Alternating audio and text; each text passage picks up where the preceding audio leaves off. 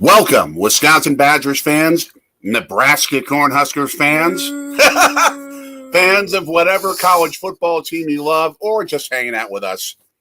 We thank you for popping in. You are Anthony. I am Daddy, Jay, to the rest of the world. Thank you for joining us. I don't think we've done the college football game this year, have we? Backyard brawl. The backyard brawl, that is correct. Well, yeah. You did the backyard brawl. I was working that night. I did like 90% of it, so but with the help of Nick the Legend. Yes, much appreciated with that. But we are finally doing a college football game together. And it is the Wisconsin Badgers against the Nebraska Cornhuskers. Hello. What's up, Mike? Mikey, how are you? I'll see you later, Mikey. Yeah. See you in a few hours. So we had to quickly cobble together this stream because we're taking care of a few things today. We're having my birthday party. Your birthday party. We're also working on doing a little bit of renovation of the house today as well. So a lot on our game plan. No, the game plan was a previous series. But my birthday party that Mikey's going to be at. Yeah. And, of course, it all happens on a day when our the interface for Sling on our television goes. Yeah, we'll figure out that out later. So, not only are the Badgers playing today, but West Virginia Mountaineers. I've got my Mountaineer mug. Right. Well, almost every college football team's playing today. True. The SEC has. Have you seen their matchups this week? No. It's SEC versus garbage teams. They do it like every year now. Nice. So we have to go to my TV monitor on my computer for us to be able to watch the game. So we're sort of scrambling in a way that we usually wouldn't want to. Yeah. Don't like to, but sort of have to. Why the heck is Curb Street in a cowboy hat?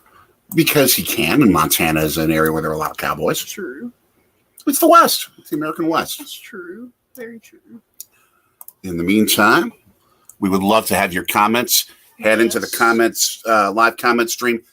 Tell us what you're watching, what you're doing, what's on your mind, and reacting to the games you're watching this Saturday afternoon before Thanksgiving. Yeah, two big matchups before during this 12 o'clock slot. We've got TCU undefeated 11-0 or 10-0 taking on Baylor.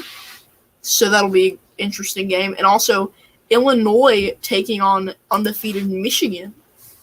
Could be a preview of what we will see in the Big Ten Championship. And that's a segue into possibly Wisconsin playing for the Big Ten Championship. They're still in the running at 5-5. That's bonkers. Which tells you how bad the Big Ten West is. Yeah, you've got Illinois right now. Illinois has to lose out, I think, for us to get in. Then you've got Purdue. You have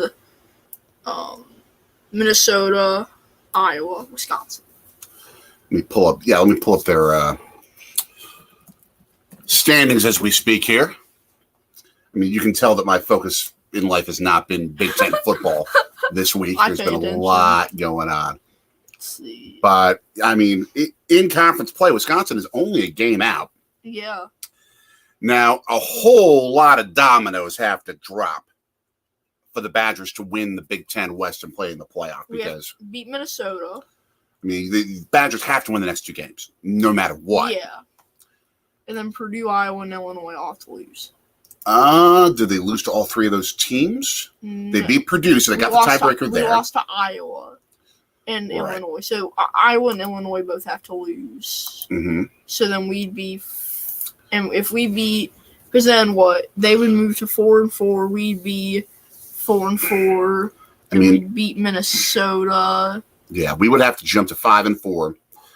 And then Illinois and Iowa would both have to lose really twice. Yeah. Because then it becomes a head-to-head tiebreaker between Wisconsin, Minnesota, and Purdue.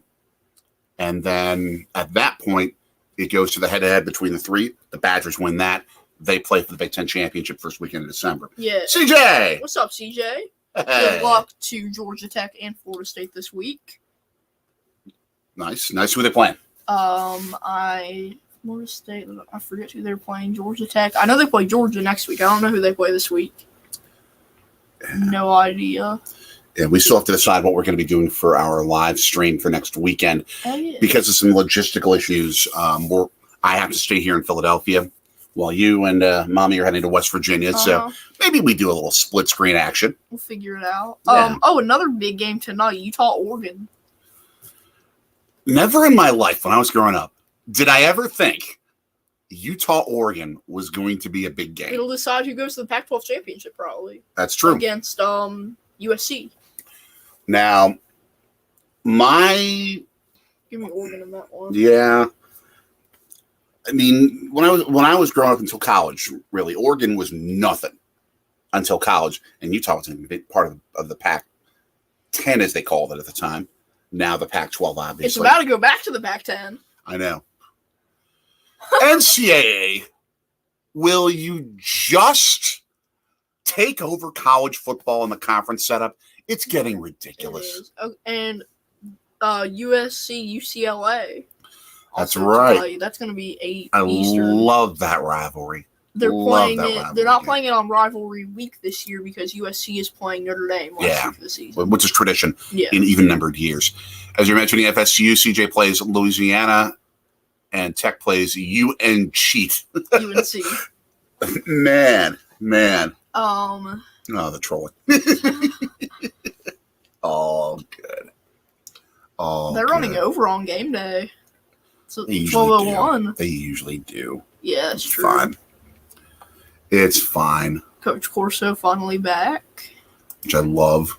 Love that. Might be might be his last season. We'll see. Yes. It is. And he takes USC against the Bruins. And here we go. Montana State. As you can tell, we're watching the final minutes of college game day The here. biggest game of the year. 2 Eastern on ESPN Plus. Don't know why anyone would want to watch.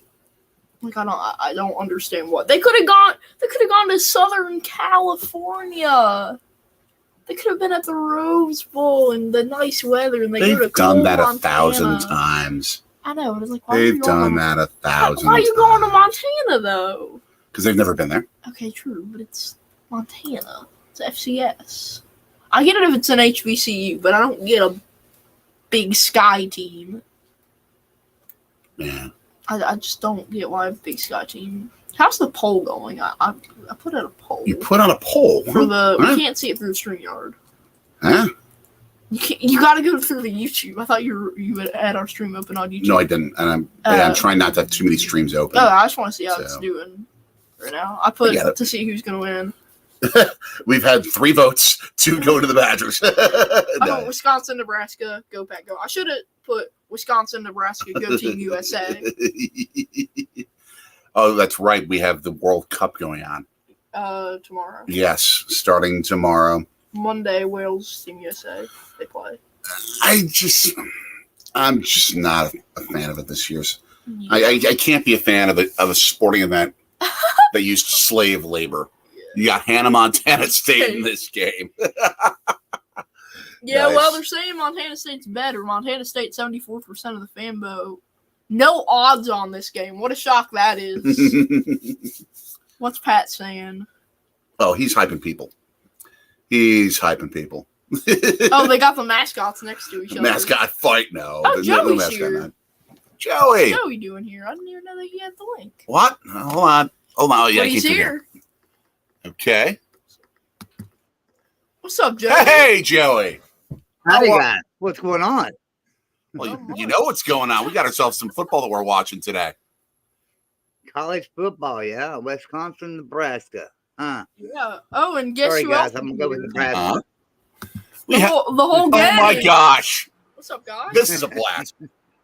Golden Blue Dude, Joey, thank you for popping in. Just another college football Saturday, guys. Of course. We've been chewing it all up with ours. Yeah. With the most important thing here, and that's happy birthday. Thank you. How's your birthday going so far? It's on Wednesday. We're in the party today. Yeah, so it's a whole week celebration. It's birth week. So good, right? Good. Yeah, Exactly. It's going good. Yeah. So how are y'all feeling about today's game? Wisconsin better than West Virginia. It's man. Talent-wise, yes, which isn't saying much. Skill-wise, which isn't saying much.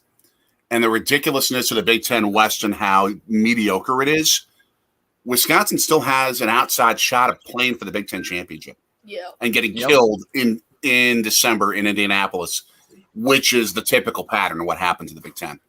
Well, that's what I was looking at after Purdue beat Illinois. Who wants to win the Big Ten West? It doesn't look like anybody wants to. Wisconsin had a decent start. It looked like they were the favorite. And then Minnesota, everybody thought it was going to be Minnesota. And then Illinois got ranked, and they were looking good because of their defense. And now it's back to Purdue, and Wisconsin has a chance. I don't know who wants it. It's just a whole bunch of different factors at one time, with a number of programs, any one of whom has the resources to be an excellent program, just not being that all at the same time. I mean, yeah, the power is in the East by far with Michigan and Ohio State. It always is going to seem to be that way. But typically the teams in the West have a puncher's chance. Yeah. Pulling it up. Except for Nebraska. They're a train wreck right now. Yeah. Right now. But they've got the resources to be spectacular. Yeah. And it's just. Well, I think they're a bad fit for the Big Ten, and that's kind of hurt them culturally, and they're trying to find their identity. They're not the big red machine like remember when they were there in the Big 12. I know they did it for money, and it's helping in all those ways, but as far as a fit, that was a bad move by Nebraska. It was.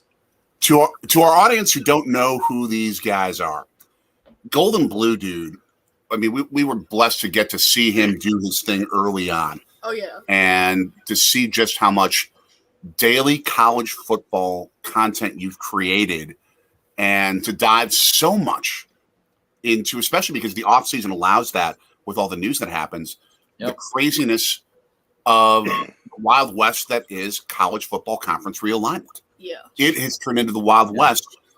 As a fan of the game, I would beg for the NCAA to say, just take this thing over. You can figure out the revenue streams, make sure everyone gets a fair shake, and just run it like the NFL. It doesn't work that way. Right.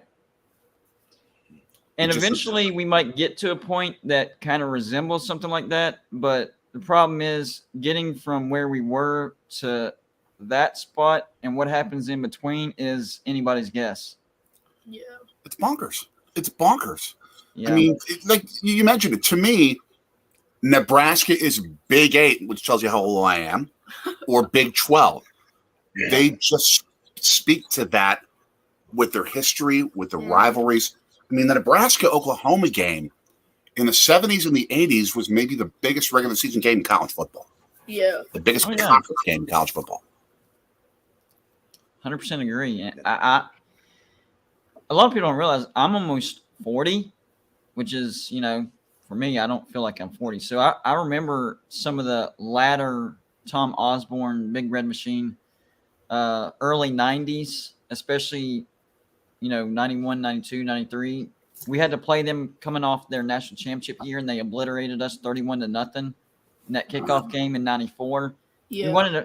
We wanted to play them in 93 when we were good and they were good. That didn't happen, but we got them on the kickoff for 94, and we just got smoked because we lost everybody from 93. So yeah. And that's all right. That's all right because Todd Sauerbrunn had a 97-yard punt in that game against Nebraska. That people still talk about today. People still talk about that today. No, it's Nebraska taking the kickoff. I remember seeing that punt. I do. Was that played in the Meadowlands? I'm thinking that was played in the Meadowlands. That was played at Mountain Field, wasn't it? No, that was a neutral field. No. Did we play a neutral field? Yeah, it was played in neutral. It was a kickoff classic type of game, neutral field game. I miss those. Games. They had one at Giant Stadium. They had one years ago every year in Anaheim. I think it was Giant Stadium. I do. Right. Meadowlands. I could be wrong, but I'm. Well, it was kind of a throw-in game because the game wasn't supposed to be played. But Right. previous year, West Virginia and Nebraska did not get to play for national championship, which was unfair and should have happened. They Stupid. chose Florida State over West Virginia, and so then they decided, okay, well let's make it fair. We'll let West Virginia try to get some bragging rights. We'll put them together in '94. Problem is, we had lost everybody on our team. Yeah, I mean, exactly. everybody, you know. And Nebraska Because hadn't lost that's the way it anybody. was with Don Neyland. You'd have the magic year where all the good people were seniors. That was the year to make it happen, and then the year after it was rebuild time. And as West Virginia fans, we understood that. We knew that's the way things were. So that every fourth year, we're like, all right, you got to do it now, or we got to wait another 4 years. Exactly. And so whenever I saw that kickoff, I was like, we're gonna get blown out. There's no way. The year before, a lot of people make the excuse, no, they made the right choice of not sticking West Virginia in the national championship because they got blown out by Florida and then they got blown out by Nebraska to start '94. Well, we just explained '94. As far as the national championship, yes, we got blown out in the Sugar Bowl, but Don Neyland said after we beat Boston College, we finished the regular undefeated, that if they didn't put West Virginia in the national championship, that they were going to have to bail him out of jail. So that tells me that West Virginia did not want to be in the Sugar Bowl. They wanted to be in the national championship. Boom. And our heads were just not there. It's a much more fair, if still imperfect, system today by leaps and bounds. And it's still nowhere near a perfect system. Yep. Part of me thinks the powers that be always want to keep it an imperfect system because controversy is going to keep the sport in the limelight, especially when you've got the NFL, the big behemoth, all over the top of it. And Wisconsin holds Nebraska short of the first down on third down, just short of the 47-yard line. The first down line's a 46. Do they go for it? Almost a sack there, too. Are they still selling out at Memorial? Oh, I don't know. Tickets were as low as $3 this morning, I think I saw. So that tells me that they're trying to keep that streak alive by lowering the ticket prices that low. Yeah. So it probably was sold out, but because they're selling the tickets so cheap. But think about it. If tickets are $3, you're still paying regular price for parking, still paying regular price for concessions. You're still going to make the money. It's true. Nebraska punts on fun. Yeah. Now, I have to make an admission of something that the year before I met your mommy, Yes. the West Virginia part of our family, Uh-huh. I mean, being number one a Wisconsin Badgers fan, Wisconsin went into Morgantown, and one of my friend's cousins was. I know what year you're talking about. I'm sorry? I know what year you're talking about. 2003. Yep. Alex Lewis intercepted a pass that otherwise could have given that win to West Virginia. Yep. I was in West Virginia for Thanksgiving at my uncle's house. And one of my friends actually came up with us, and we watched the game, and that play happened. We're like, you got to be kidding me. Oh, man. I'm sorry. Yeah. And had I met your mommy a year earlier than I did in 2004, had I met her before then, two things might have happened. One, we might have been at that game. And two, I'm not sure if you would exist. Because I'm not sure if the relationship would have everything stayed. happens for a reason. But I remember those Wisconsin games because that was West Virginia coming out of the dumps because the first couple years under Rich Rod, we were terrible. And then he started recruiting to the offense that he wanted to implement, and we started to see things happen. And then finally in 2006, we broke through. We only lost to Virginia, and we went on to beat Georgia in the Sugar Bowl.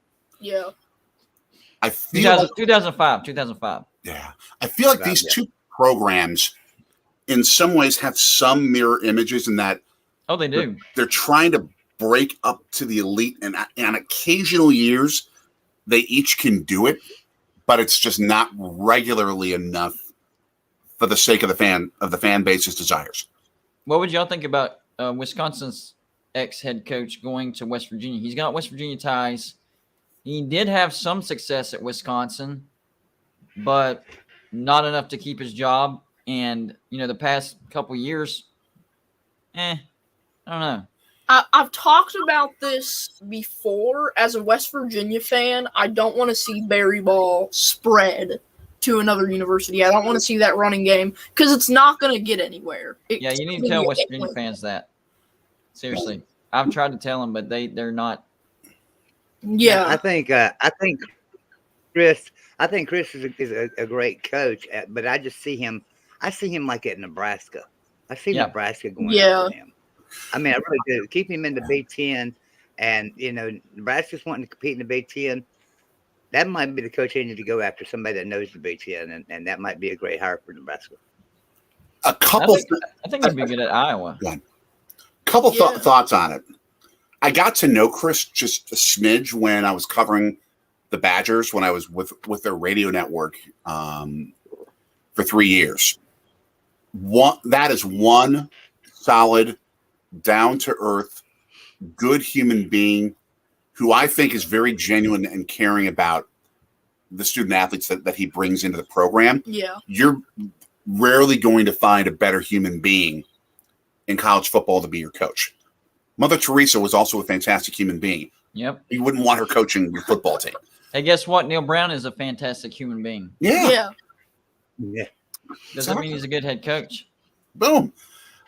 Well, not saying he's a good head coach at West Virginia. He was a good head coach at Troy. Right. Maybe he's a good head coach fit for somebody else, but not there. West Virginia. I would think that the fan base of West Virginia would gravitate to Chris at a human level. Yep. I think that's it. The question becomes, would he be willing to expand his offensive philosophy beyond Berry Ball? Now, as on the side of the enemy for a bunch of years, you saw Chris more at Pitt and what he tried to do with his game plans more than I did when I was back in Wisconsin after Chris had left the program before coming back as a head coach. Would you say his Pitt teams opened up the offensive playbook enough? Or did they play? It was hit and miss. It was hit and miss. It wasn't the way that, and it translated over to Wisconsin too. I'm sure y'all can relate. Some games he actually does. It's weird. He's not consistent as far as choosing, hey, I want to open up the playbook, or hey, I want to stick with this specifically. Most of the time, he still sticks with something specifically, but then you have those games where you're like, I didn't even know he had play calls like that in his playbook. Yeah. Well, 2020 opener against Illinois. Worked through 5 touchdowns. Exactly. They will open up the playbook here and there. I think a lot of that, though, and this comes from, again, covering the program and seeing who they would recruit. Wisconsin can recruit big, beefy offensive linemen in state. Yes. Better than they can recruit anything. They can recruit running backs from all over the country like nothing. Ooh, that's not good. Marcus Buford is on a carton being taken off of the field as we're sitting here. Yeah. But what is up with the bad injuries this year? I have noticed this year I've seen more bad injuries in this 1 year than the last 10 years combined. Even West Virginia's gotten bit by the bad injury bug. They have. CJ Donaldson. I think in all this craziness of trying to protect the players so much because of these targeting penalties and the way that the defense is having to adjust and how they're tackling, I just really believe, and because a lot of the injuries are on defense, guys. If you look, I think that the defensive players are getting themselves out of position to keep from having to get a penalty on them, and they're getting hurt when they're making tackles because they're out of position and kind of reaching restriction. And it's hurting them. I really hope Bet is trolling y'all saying Bill O'Brien of Wisconsin. I think, I think he's one of our favorite trolls. Bad. That would be bad. He's fantastic at kidding with us, and it's all in good fun. We're good, but I think as well with that, and I'm taking the long view on this again, the 30,000-foot view, because I haven't seen every game granularly.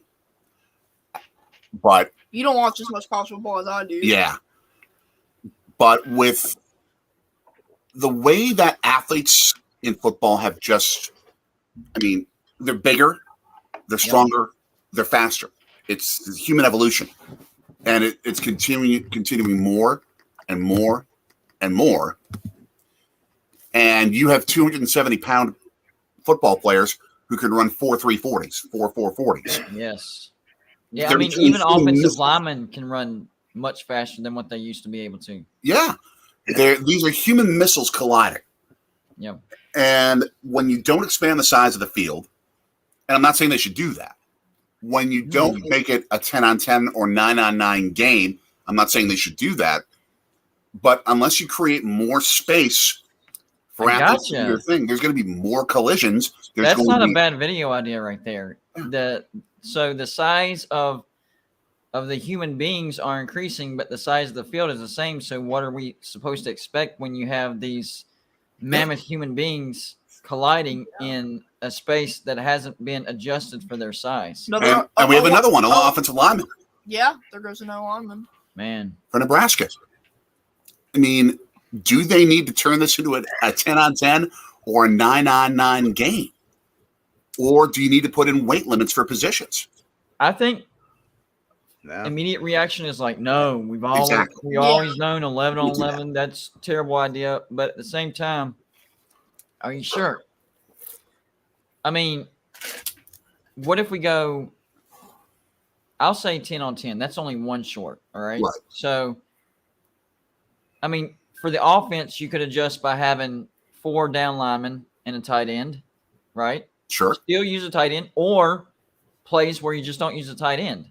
Right. You're going wide receiver, running back. And then on defense, you have some outside linebackers that can also play inside or middle. So you don't have to play an outside every time. Or you can get rid of the middle because you scout this team and they like throwing to the outside. I mean, it would have to change the way you scout and the way you play call. Right. But I think it's doable as long as people are willing to try it. I mean, you're changing a fundamental aspect of the sport. And that, I think, would get such insane anger. You know what we would hear right off the bat? We would hear what I was just thinking. What's the football arena football? Yep, that would be the first comments we would hear and see, and I would come back with that. Well, how many players are on the field for arena, and how big is the field for arena football? It's actually the opposite, because arena football has much smaller fields, and their ratio is about the same as regular football. If you compare the field to the amount of players on the field, the ratio is about the same. So that argument doesn't hold up. But I know people would throw that argument out there. Yeah. Yeah, it's a square footage issue. Right. It's a square footage issue of, and that's what college football is starting to run into, and that's why we're starting to, suggest might at least want to try going 10-on-10, maybe 9-on-9. I think that would have to be. I don't think you go 11-on-11 to 9-on-9. I think you'd have to go try 10-on-10 first and go from there. I think you'd also need to do it. Make the field 55 yards wide, but you go. Now, I'm okay with that. If you widen the field, that's fine. Stadiums, some of these stadiums are right on top of the sidelines, so they would have to have some major renovations to accommodate that. They would, yeah. You can't expand. Oklahoma State is a great example. Oklahoma State, they are right on top of you. I love that. Yeah, I wish if you go to Mountaineer Field, I love it. It's a great atmosphere, but you are so far away from the sidelines, it's not even funny. I've never understood that.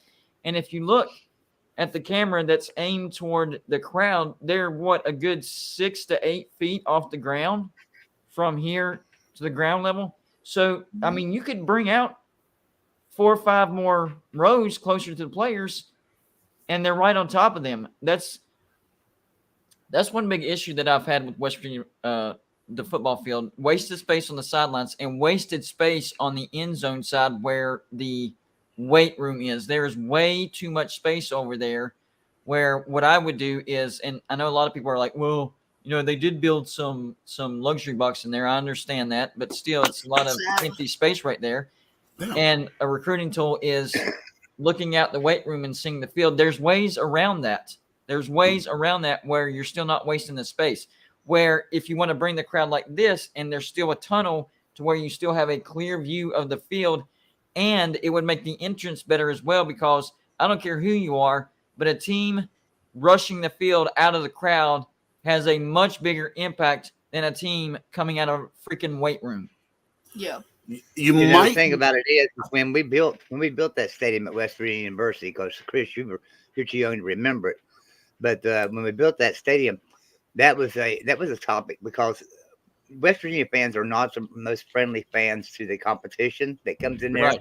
If everybody can remember back in the early '80s and stuff, when Joe Paterno would be leaving West Virginia Mountaineer Field, he'd be having his head covered and running off the field. That's because they'd be throwing rolls of quarters and batteries and trash cans and anything they could find to pick up and was it throw. Philadelphia? Yeah.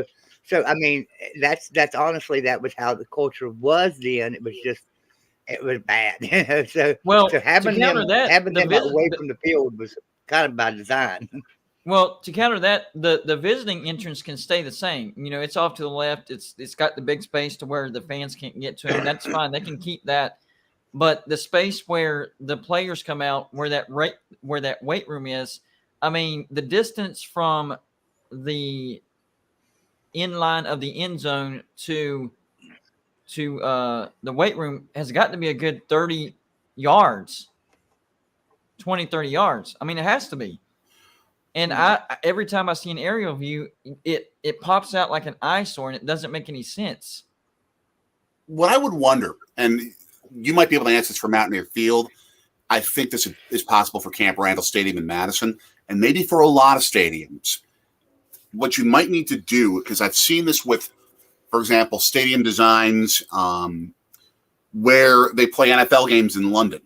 Right. That's also an English soccer stadium for Tottenham Hotspur, but they play NFL games there. They have separate fields where they literally have the soccer field. They remove the soccer field, and they have the football field underneath it. I'm not saying do that for all these stadiums, but what they do with that is they actually add more stands and lower the field a little bit. Do you need to dig underneath these stadium fields and lower them maybe 3 or 4 feet so you can build more rows in? Or with some stadiums, maybe with that extra space. With West Virginia, you wouldn't need to do that. Okay. We actually did dig the field down a little bit, but that was to get rid of the crown because we transferred from AstroTurf to what it is now. It used to be a crown in the middle of the field, and the water would beat off that way. So they dug the crown out, lowered the field just a smidge for the turf that we have now. But as far as adding seating, no, we wouldn't have to do that because the first level of seats are 8 feet above the field, and there's plenty of space. You could literally taper it down to even if you only add 3 rows and they're 2 or 3 feet off the ground, whatever. Well, but what I'm seeing, my biggest issue is the end zone with the weight room. It just that does. Even if you want to go with temporary seating, and I know that's not popular, I understand that, but for game day, I think that would make a lot of sense if you want to keep that recruiting tool of being able to see the entire stadium out the weight room. I think that's overblown, to be honest with you, but a lot of people are they won't budge off that aspect. I think that's overblown. I don't think that's that big of a recruiting tool. Yeah. I could be wrong. I don't know. But to me, I think it would be better to get more people in there and to trap more noise than something that may or may not, who really knows? This is where I would maybe steal an idea and alter it a little bit from the University of Iowa. For stadiums like Mountaineer Field, like Camp Randall, that have a little bit of space in those areas, that's where you could make part of that high roller space where you've got full table setup and like wait staff bringing out your stuff while you're sitting there watching the game. And then the other half is the Iowa idea. You've got, especially at Mountaineer Field, this would work. It would also work at Camp Randall in Madison because you have a hospital right nearby, a cancer hospital right nearby. Get your children who are battling cancer, if it is safe enough for them to be able to do it, invite them and their parents down to the field, right smack dab there to watch the game. It's a good idea. Have it sponsored by WVU Hospital, the hospital system there, which is a great system, by the way. Yeah. Outstanding medical hospital, outstanding medical center, and great medical school out there. One of the biggest things about West Virginia is our budget. I did a video yesterday about Shane Lyons being fired, and a lot of people, including myself, I can't lie, I thought this. Most people thought that we fired Shane Lyons because he said he was not going to fire Neil Brown. So I thought whenever they fired Shane Lyons, that meant that Neil Brown was done, because the only way that he was staying was because of Shane Lyons. Now I'm hearing that Neil Brown is going to be given one more year. Facts. Wow. He is going to be given one more year, no matter what happens the rest of the year. I don't like that. So everybody, what I'm hearing about the Shane Lyons firing is that he wasn't using the West Virginia budget correctly. He wanted to build a new press box and put his name on it. He's not wanting to give the money that the basketball team needs to redo the scoreboards and change some seating and all that stuff. He had some big budget issues is what I'm hearing. And we've had budget issues far before him. And when I say budget issues, I'm not talking about money problems. I'm talking about not spending donations and booster money for the football program on football. It's going elsewhere. This is why West Virginia is paying their coaches under $5 million a year, but Kentucky, Cincinnati, even UCF, Liberty. There's a bunch of schools that are paying their coaches more than West Virginia is paying their coaches, and it's because of our budget not being sent. See, the job of the boosters and donors is to help pay for the coaching salary. You look at Texas and schools like that, they literally pay the coach's salary. Like, that's what they do. That's why they have such a big influence. Our donors, I don't know how it's delegated and where it's going, but it's not going to where it's supposed to be. We're not getting the best staff available. West Virginia can't afford to pay a coach at least $7 million a year. I promise you that. We can. Yes. $8 million would be pushing it. $8 million would be pushing it. $7 million, we can do it. I mean, you can't understand Kentucky basketball. They have a much higher budget than West Virginia basketball, but Kentucky football? Right. No. That's where I think you've got to dive into the nitty-gritty of the details and find out, okay, which donations were specific to a certain thing, because they're often in the nonprofit world and in the world of grants and donations, there are grants that are given that in the contract of the grant is said it must be allocated for this specific thing. Like if I gave to my alma mater, Marquette University, I might say specifically it must go to the basketball program, and it must go to for the salary of the assistant coach, or it may go to the university ministry program that specifically works on doing homeless advocacy and homeless charitable work within the city of Milwaukee. You can make those type of restricted funds grants. That's what they're called.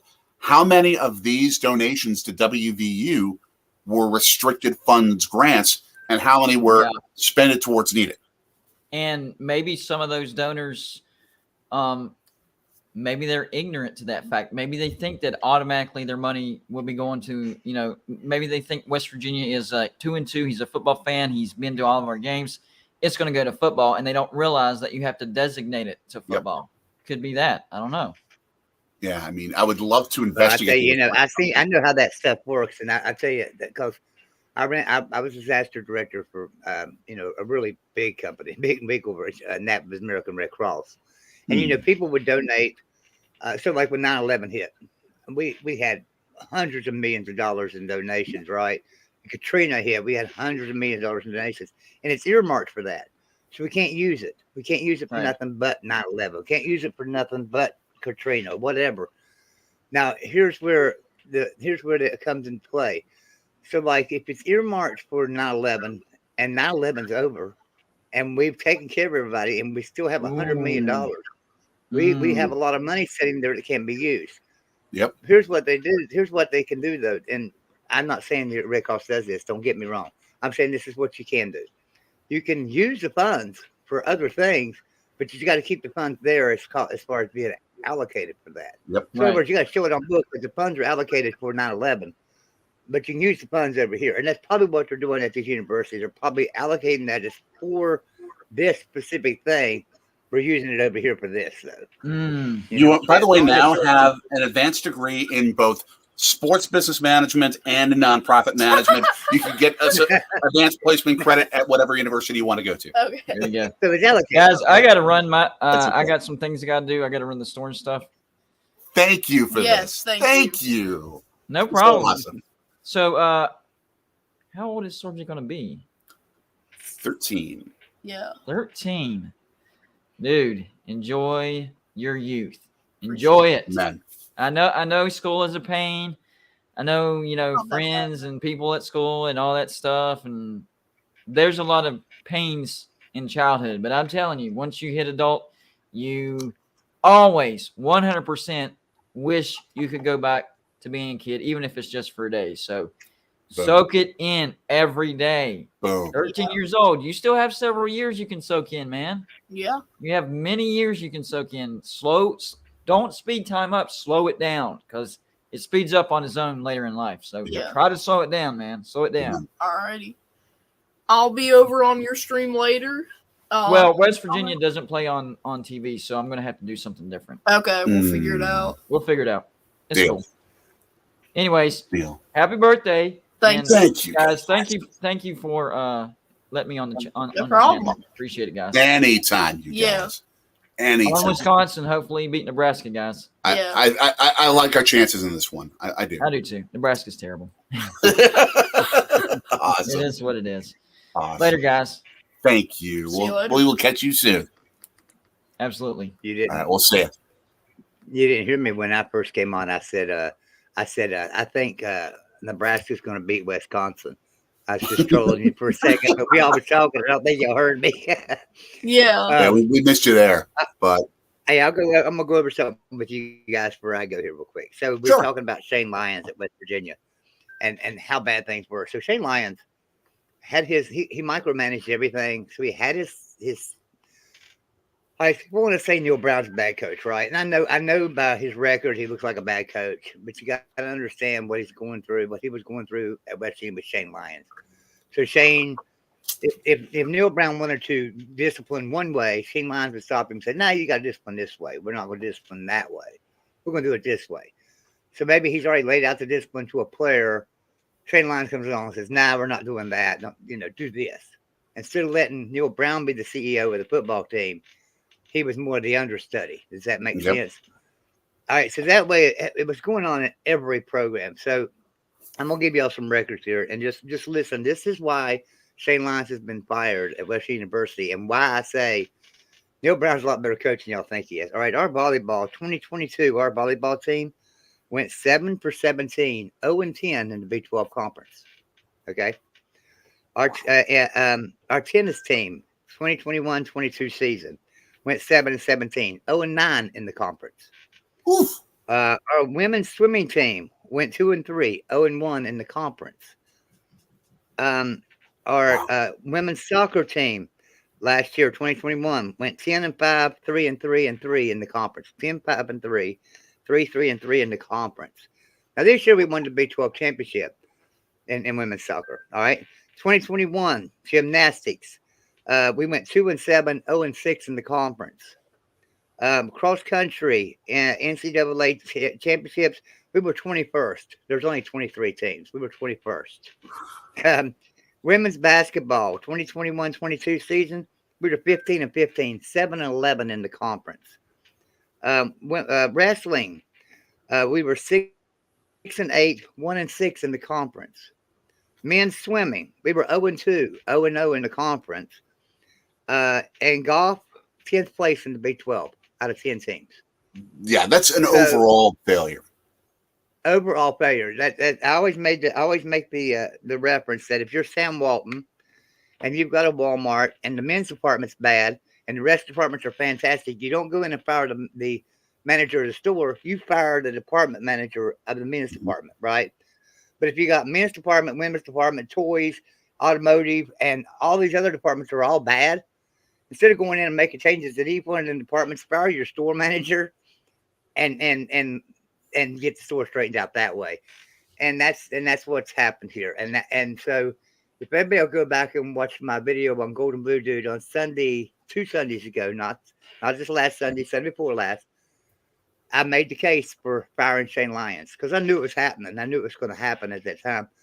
Yeah. I made the case for firing Shane Lyons. This is why we got to fire Shane Lyons, is because every department's down. Every department's bad. Yeah. And and boy, I caught crap over that video. I mean, tell you, I had people messaging me for 2 days, and I had people emailing me for 2 days, telling me how stupid I was, and I shouldn't be calling on Shane Lyons to be fired, and all this stuff. And I said, "Who am I? Yeah, who am I? I'm Joey Foster here. What is me calling for Shane Lyons to be fired doing anything? Well, you got influence, Joey, and that's just wrong. No, I don't. I'm just telling you the facts here." And so when he got fired, guess who did? That same people come back to and said, "Well, Joey, it's your fault." How's it my fault? He didn't perform. I just pointed out his influence.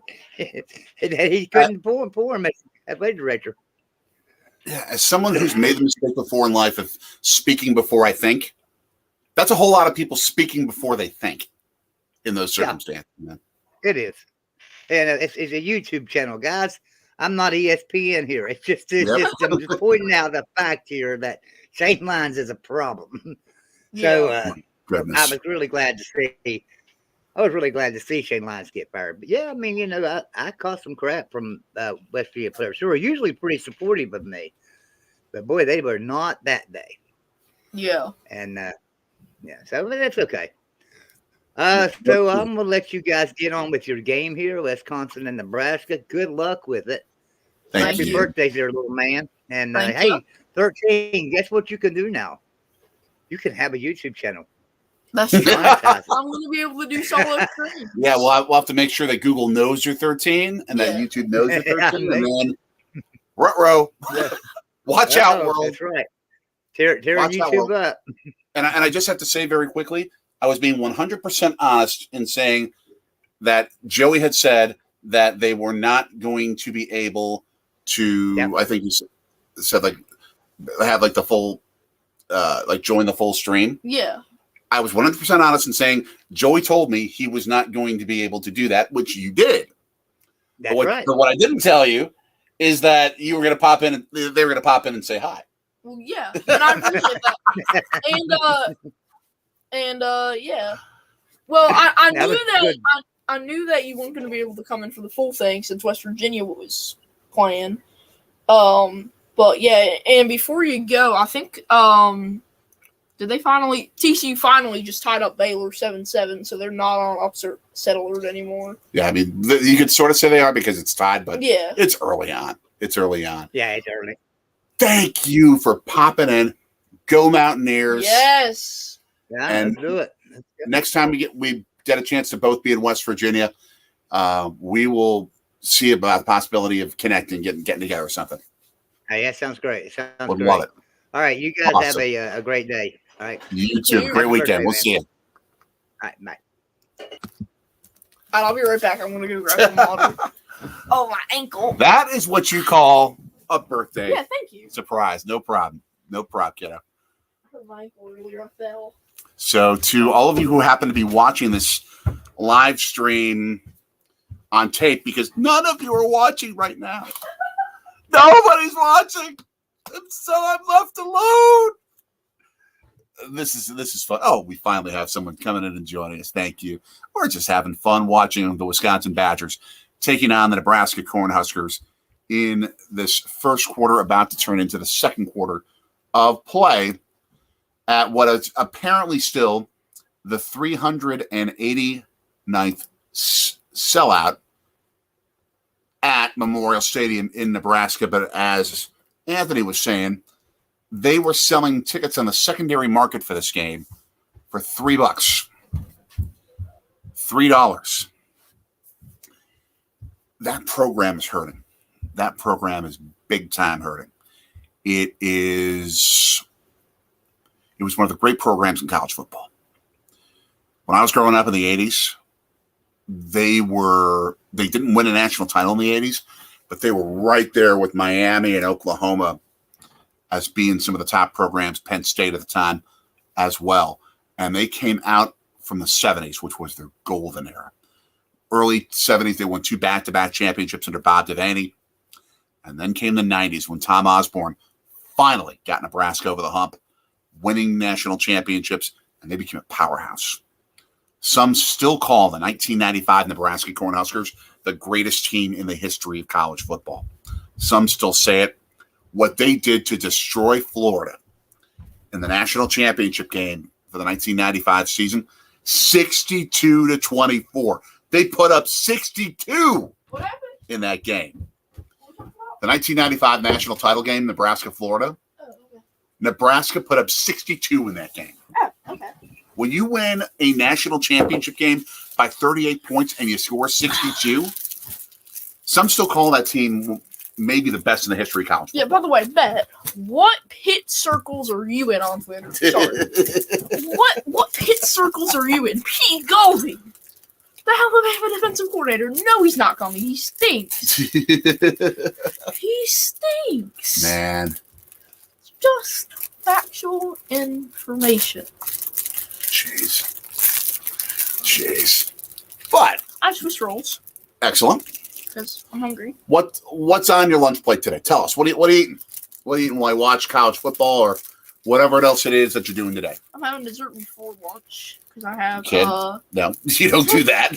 You don't do that. This is more snack, I understand. and then later I'll probably grab my pizza. Yeah, today is a day where I'm trying to be better with what I'm eating, but it ain't happening today because we got so much on our plate to go. Wisconsin, Nebraska's punting to Wisconsin. I want to say Wisconsin's punting because they wear the same home jersey essentially as Nebraska, almost the same font of lettering. It's like I'm watching mirror images in this game. The Wisconsin spring game being played in November. Yeah, it's like I wish Nebraska did what they sometimes do against Wisconsin with this game and go to the black shirts. Wear the black shirt uniform in honor of their traditional defense. And that's part of what's defined that Nebraska program. Man. Who's their interim head coach? Oh, I'd have to look it up. I'm not as knowledgeable about Nebraska as I should be. Yeah, because I don't recognize him. But this is one of the great places to watch college football game. And people don't think about it because Nebraska has fallen down in recent years. 9-yard gain, all right. Braylon Allen. Oh, and he's hurt. Looks like something wrong with his shoulder, his left shoulder. Oh, to me, it looked like he was holding his leg. No, it's like his arm popped out weird. Oh, that's weird. Yeah, like at the end of the tackle or something like that. Oh, you already fixed it. Yep. Thank you. So I had to go Wisconsin red for the banner. Yeah. Today. Don't blame you. That's the only team I didn't have preset. And Wisconsin runs the football with Malusi for the first down, or was that a yeah? Former Clemson Tiger. Allen already has 42 yards rushing on the day. He's hurting. I don't think it's a leg thing. I think it's got to be an arm injury of some sort. And Malusi's going to have to carry the weight. Oh, he may have jammed his right arm during the tackle while the tackle was taking place. Oh, that is rough. Like Don Meredith said, the human body is not designed to play football. And that's what makes the game such a challenge in so many ways. Because we're trying to do what the human body isn't designed to do. I love the game, but that's one of the hard things of it. That is one of the very hard things of it. And he has not had Heisman-like numbers. He's got Heisman-like talent. But this year, I think because teams know that's what they're going to do is run the football, guess what happens? They focus on him and say, okay, Graham Mertz, beat us. And he can't. And that is why time and time again, and I wish I would have had the time. He has in some games. Not against like top-flight competition. Oh, true. That's why, again, and I'm going to go on my soapbox here, Wisconsin fans. You are not going to get to where the program wants to go, Wisconsin, until you have a coach that opens up the offense, stops playing berry ball, and plays the passing game. I know that. I have covered this team. I covered them for 20 years professionally. I was their pregame show host for 2 years in the Badgers Radio Network, and was on a reporter for the third year. This team, the culture of the university has been defined, at least at the football program, has been defined by the run game. Running back you, offensive line you, and they've made great strides because of it. They've had their greatest success than they had ever had in the program beforehand. Wisconsin is RBU. It's just a fact. But it's meant that because they don't focus enough on what really wins championship level football, it's the quarterback. It's the passing game. You must be able to throw the football. You have to be able to make big plays out of the passing game if you want to be a championship team. Yeah. It is why Wisconsin has not even smelled the possibility of playing for a national championship at an athletic program that has all the capabilities of doing so. We smelled in 2010. 2011? Oh, yeah, 2011. That was the only exception. That was the only exception. Russ Cooks. Russell Wilson, when for 1 year he transferred in after getting his undergraduate degree from NC State, he was allowed to transfer in without paying a 1 year penalty and played for the Badgers for a year as a rent-a quarterback. And they were this close to playing for the national title. Mm-hmm. They were 2 Hail Marys away from playing for a national championship. Every other year in this 30 years of greatness that the Badgers have had in comparison to what they used to be, they were often really, really good. But the lack of a passing game, the lack of a big play passing game, and a quarterback that would not make mistakes like what we just witnessed with that Nebraska interception, that's why the Badgers have never gotten over the hump. The Badgers fans have begged them to for years. And coaches like Paul Christ, like Brett Bielema, who I got to know a little bit, good guy, absolutely good guy. Same thing with Paul Christ. I said the same thing earlier in our chat. Unless strategically and unless recruiting-wise you are willing to open up your game and recruit the kind of players that will get them to that level, open up the passing game, have playmakers at the quarterback and the receiver position. Him. Oh, my 9-yard gain gosh. after they had an opportunity for a nice little 10-yard loss. What is this? But Thompson Why did escapes. Casey Thompson run all over us. Casey Thompson. It's about fundamentals. But that's why Wisconsin is not going Missed to get. tackle. Yep. Miss sack. Wisconsin is not going to get to the promised land. Of college football. And if you're a Wisconsin fan, are you okay with that? I'm not. No. I want it to be the best. Winning isn't everything, it's the only thing. No, as Vince Lombardi said. I mean, it's ridiculously hard to win a national championship. Sure. But the fan base, to me, I think is getting sick of it. Go all in. go all in. I would rather go all in, not have it work, rebuild, and go all in again than continue to putter along and be a good to great team that might have a chance of competing for a Big Ten championship once in a while. Yeah. And Nebraska's in the red zone now. With, Mertz has shown promise this year. But these last few weeks have been terrible for him. And I'm just breaking it down more than you were. But I will say, coaching-wise, you got to bring in someone new. I'm not satisfied. I'm not satisfied with having a coach who's going to keep the status quo when it comes to the offensive game plan, when it comes to the passing game. I want two things. Okay. I want out of a coach someone who understands the culture, because you always have to have a coach that understands your culture. Right. And someone who knows how to pass the ball. And when I say culture, I mean just the culture of the university, that kind of thing. That's why I want a guy like Lance Leopold, someone who's been there, who and knows the place, understands the culture. Right. But does he understand it so much that he has to give in to Barry Ball? No, he was a grad assistant for a few years, and that's the most he's done in that. And he himself, number one, is a quarterback. Okay. At heart. And he has, look at his success with Kansas this year. It's been good. It's been good. I'm open to Leopold. I'm not saying Leopold shouldn't be the guy. Yeah.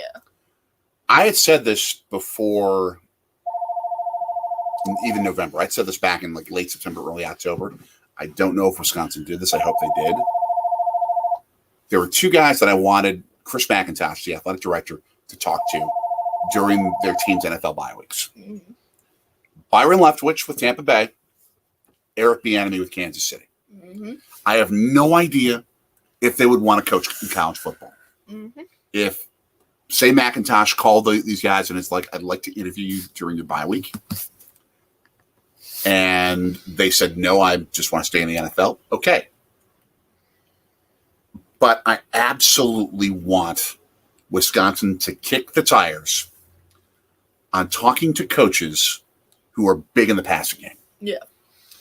Who care about expanding their offense and getting big play talent that can expand what the Wisconsin offense can do. Because that's the biggest reason why they have not been a national title contender. Add a QB to name a year when Wisconsin was good but wasn't phenomenal. Like, name a year we went to the Rose Bowl. I mean, 2010 when I covered that Rose Bowl. Add a QB to that. Yeah. What are they? If that 2010 Wisconsin Badgers football team had a better quarterback than Scott Tolzien, again, great human being, salt of the earth human being, but he's not the best quarterback. If that 2010 team had Russell Wilson, if they had Russell Wilson in 2010, they would have played for the national title. Who do they play against? Auburn? They would have played, let me do some fast research. I think Auburn was 2011. Well, they were 10-11 season. They were the 10-11 season. Touchdown. Nebraska. Oh, goodness. 7-0. Trey Palmer with an 11-yard touchdown reception. This is not a game, Jim Leonard, you can lose if you want to have this job. Yeah, he's already lost 2. Okay, let's update the banner. That's right. 2010 was Alabama, Texas. Okay, who won? That was an Alabama 37-21 win. Now, Texas was undefeated. I'll give you that. So for the 2010 Badgers, let me go back and look at that year. And I'd have to see, is this team, I mean, they finished 11-2. They only lost one Big Ten game. They only lost one game in the regular season to Michigan State. The point is... Okay, I'll just quickly say, I think if it was at Michigan State. I was there covering it. They had Russell Wilson. I think they win that game. Yeah. And if they win that game, I think they're playing for the national title. Yeah. Point is, with quarterback, they can win. Is it 7-0? Yep. No? Okay, I didn't know. Yeah. They got the peak. So, I mean, you know what? Did I see them miss it? No. I don't think they did. But the point being, Leave a comment, people. yeah, let us know what you think about all this Last stuff. comment we got was at 12:21, 12:51. So Yeah, and by the way, or it's 12:59. this I may separate a couple videos from this, both our conversation with Golden Blue Dude and our spiel about the Wisconsin Badgers, but about the coaching situation. Go ahead. I don't care. But last time we clipped something, it went well. So yeah. But the whole point being, they've got to expand their boundaries. We can't see you, buddy. Oh, okay. You got to set up a little bit. There. You happy now? But Well, the real question is, are the people happy now? That's the question. I mean, is Jim Leonard going to be the guy who's willing to go beyond what Wisconsin's self-imposed boundary is? Yes, he's passed the ball. Just hasn't worked. I mean, and here's another thing. If a guy like an Eric Bieniemy or a Byron Leftwich is your head coach, and Graham Mertz comes into your program, is he as bad as he's been, or does he turn into the kind of a quarterback that Wisconsin has not had, save Russell Wilson, for 60 years? He's still gonna stink. I don't think so. I mean, he might be mid, but he's not. He's not gonna be the 4.5-star recruit. I The think he kid, was. yeah, that's the thing. He was a 4.5-star recruit. He was either 4 or 4.5. If you develop him right, are you cold? Yeah, I'm a little bit cold. Let me close the windows. But if you develop him right, he could be fantastic. And you've got guys who've worked with Tom Brady, Patrick Mahomes. The enemy, especially, he developed Mahomes. Yeah. You Obviously. can get those guys. Trey Jefferson. What's Thank up, you for Trey? popping in. Good to see you. Thank you. We are spouting out about why the Wisconsin Badgers have not been a national title Yeah, that's all we're contender doing. and what they need to do. That's all we're To doing become right that. now. So I'll be Yeah. right back taking care of a couple of practicalities. Oh, also, Mama Sorgi is finishing up there in the second room. Your mommy's being spectacular. I went up there when I left, and I checked it out, and it's looking nice. She still gotta put a few things up in my room, but yeah, we're looking here. I don't know what we're reviewing. We're reviewing if this was a touchdown. Because apparently when the ball was on the ground, it wasn't across the plane. Okay. But, and they're going to say it was confirmed though, so it will be, it's only 6-0. It is not 7-0. As I thought it was, so finally we'll see the PAT. We just forecast the future. Yeah, essentially.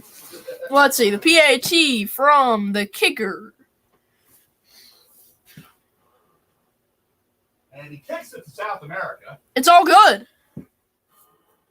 Ooh, almost completely centered. Sorry, we got two cameras. Double camera action. As always here. See, I can go this camera, and then I can go this camera. There, that's what I was trying to do. So yeah, we have multiple cameras. There. Troy, how you doing today, man? Good to see you in here.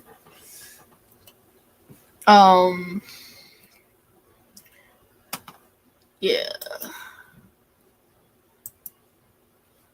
Good afternoon, Victor Productions in the house. What's up? Good luck to your dogs today. We need the Uncle Lou da da da da da thing to play. I'm gonna go back to camera one. Hope you're well, Vic. We're just kind of chilling. GBD and Joey came on a little bit ago, and we talked some Wisconsin, West Virginia, Nebraska, college football in general with them. They had to run But that was fun. And now we're just relaxing. And yeah, hope your day's good. We have 5 viewers now. Okay. Pops will be right back. And then they'll all leave. Yeah, and now we're down to 2 now that they saw I was just a kid. Probably people looking for an illegal stream. But now 3 of you. Good to have you all in here. Just gonna put this out there. The game won't be shown. Just fun fact, you're not gonna see the game. You'll see my face, you'll see my dad's face, and that's all you'll see. But Vic, how you doing today, man? And score prediction for the Georgia game. And Trey, I don't know who your team is, but what's your score prediction for them? Navy goes up 17-14 on UCF. We're on the break, so I'm going to go ahead and look at the CFB scores. We can give a little bit of a look around the Power 5. I'm a pro on this. I usually do it over on Statsheet Sports and Chicago Sports Network during their breaks. If you haven't subbed to them, I'm a regular there as a analyst, co-host, whatever you want to say. They'd probably be on today. And C and J here say, Hey! hi, I haven't been watching college football today. Too busy cleaning. Well, we'll get you updated on college football as I'm going to head over to FBS I through A, and we'll get you all the scores you need. If ESPN will load for me, and it should be here in a sec. I have no idea what half of these scores are, so I guess I'll be learning with you all. Chrome tab. Okay, FBS I through A. Should load here in a second. Just give it a quick sec. No, we don't want to see all my fantasy football teams. That does not matter right now. Okay, we're on FBS I through A. So, Navy UCF. Navy leads in the third quarter. They had an early start. Then we look here. Michigan up on Illinois. TCU and Baylor. TCU undefeated 14-14. Bama up on Austin P. That's going to be 14-0. Florida State up on the Raging Cajuns of Louisiana 21-0. And then you can see kind of some of our later kicks. Obviously, West Virginia, Kansas State. These are all the top 25 ones. That's our problem. I'm trying to show people the college football scores, and it's only showing me the FBS, and it's not the FBS. It's only showing me a certain. Yeah, we're not actually allowed to even do that. I know a lot of channels do, but we're not allowed to do that. I thought it was okay if I was just showing the scores. No, because it's another web page of content Okay. that we don't create. So. And now we're just seeing TCU's touchdown. That's a great touchdown. TCU will always have a little bit of anger and antipathy in my that wasn't in my heart because they were the team that beat Wisconsin when I covered that Rose Bowl. Yeah. Big 12 in the Rose Bowl, a little interesting there. They weren't in the Big 12 at the time. I think they were Conference USA. Oh yeah, they might have. That was back in those days. They had gone, I want to say, undefeated.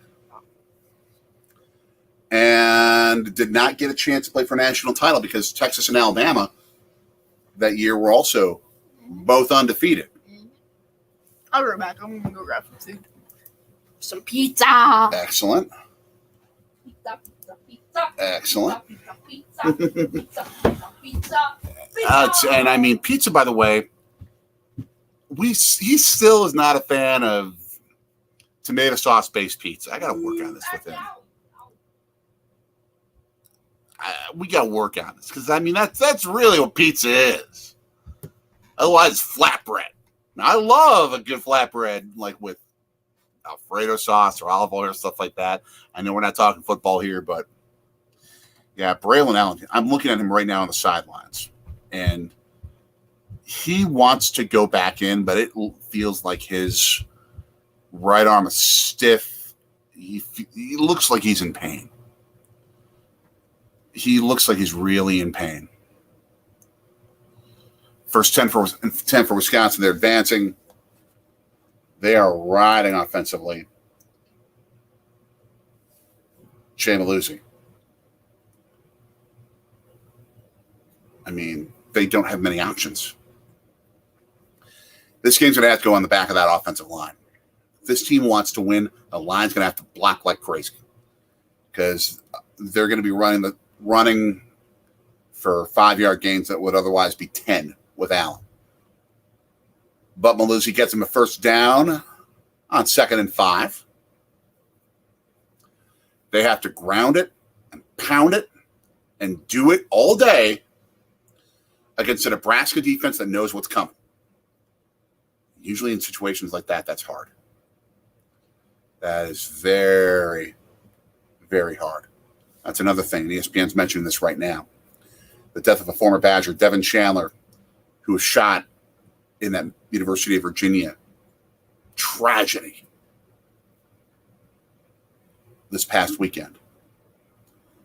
They're playing with heavy hearts today. They're playing with very heavy hearts. We're so many days removed from that happening that it's easy for us to forget. But there's a lot of emotion. And if guys aren't necessarily in the best frame of mind, I get it. I absolutely get it. And I don't blame any of these athletes for being that. When you are that age, between 18 and 22 years old, you're still trying to figure out life. You're trying to figure out who you are as a human being. You're an adult in the sense that you can vote. You can drive a car. If you're over 21, you can drink. But there's still a lot that you don't understand yet about life. And Chandler's shooting death is hitting them hard. And you may not be in the best position to deal with that and understand that when you have the pressures of trying to be a college football player while being a student, well, off on your own for the first time in your life, away from your family, and learning how to build your own roots. Wisconsin marching the football well, gaining another first down. They are now far inside Nebraska territory. They're marching. Malusi's getting the job done. But back to my point. It's extremely hard to get your head and your spirit right when you're feeling those kind of emotions and those kind of pressures. That's not easy. And for this Badgers team, after having lost Chandler, thank you for popping back in. When you lose on a human being who's been such a part of your life, like Chandler was for this Wisconsin team before he transferred to Virginia, and now with him being shot to death, that's a hard pill to swallow at that age. It affects your worldview. It's trauma to your spirit. For a lot of these Badgers, it's been a traumatic week.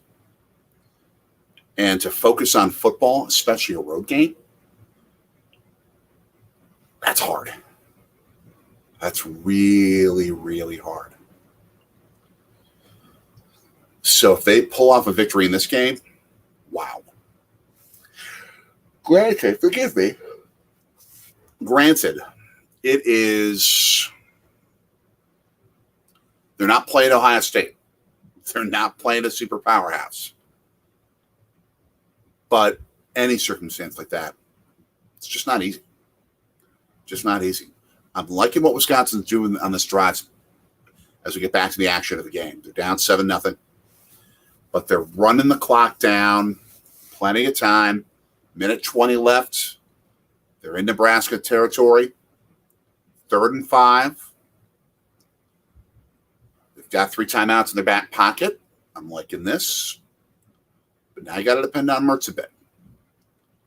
Ooh, good play design to get that first down to the tight end. Good play design. Essenbach with the catch, getting him open one-on-one, a little short dump-off pass. You know you only need 5 yards.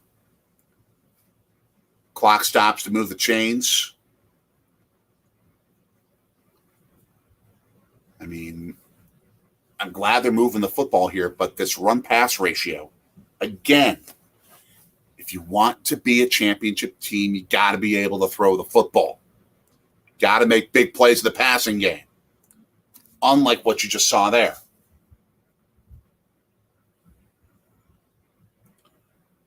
You can't just be one-dimensional and be a championship team.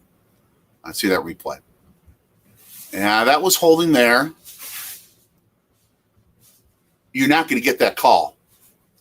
You're not going to get that call. That looked like it was incidental contact. Or at least it could have been played off that way, even if it wasn't.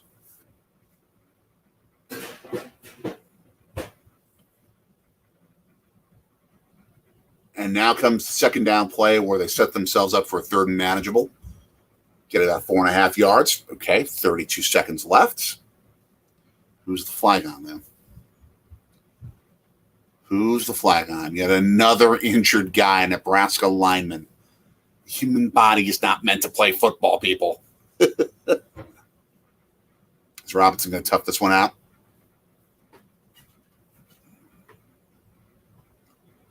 I don't know. I don't know. Waiting for the call. It's cold in Nebraska today. This is football weather. I love it.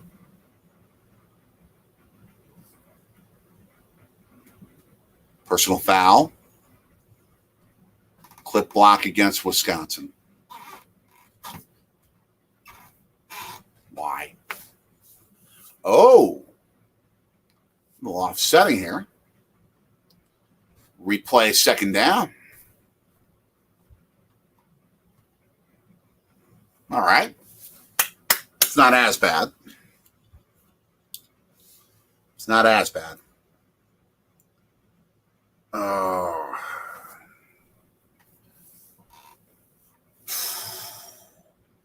That would have been so much worse because you would have probably had a half the distance to the goal situation had it been just a defensive call.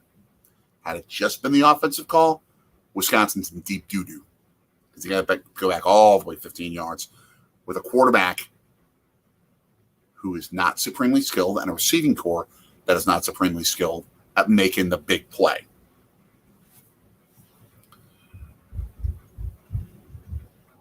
So now it's still 2nd and 10, reasonable. Again, this is why you need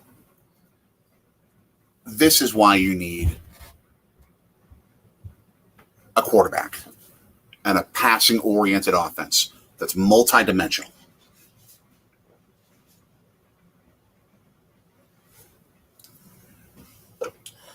Because when you play the great teams, say Wisconsin somehow wins this game. Say they beat Minnesota. A couple other results happen. And Wisconsin somehow finds himself in the Big Ten championship game. Say somehow all that is going to happen.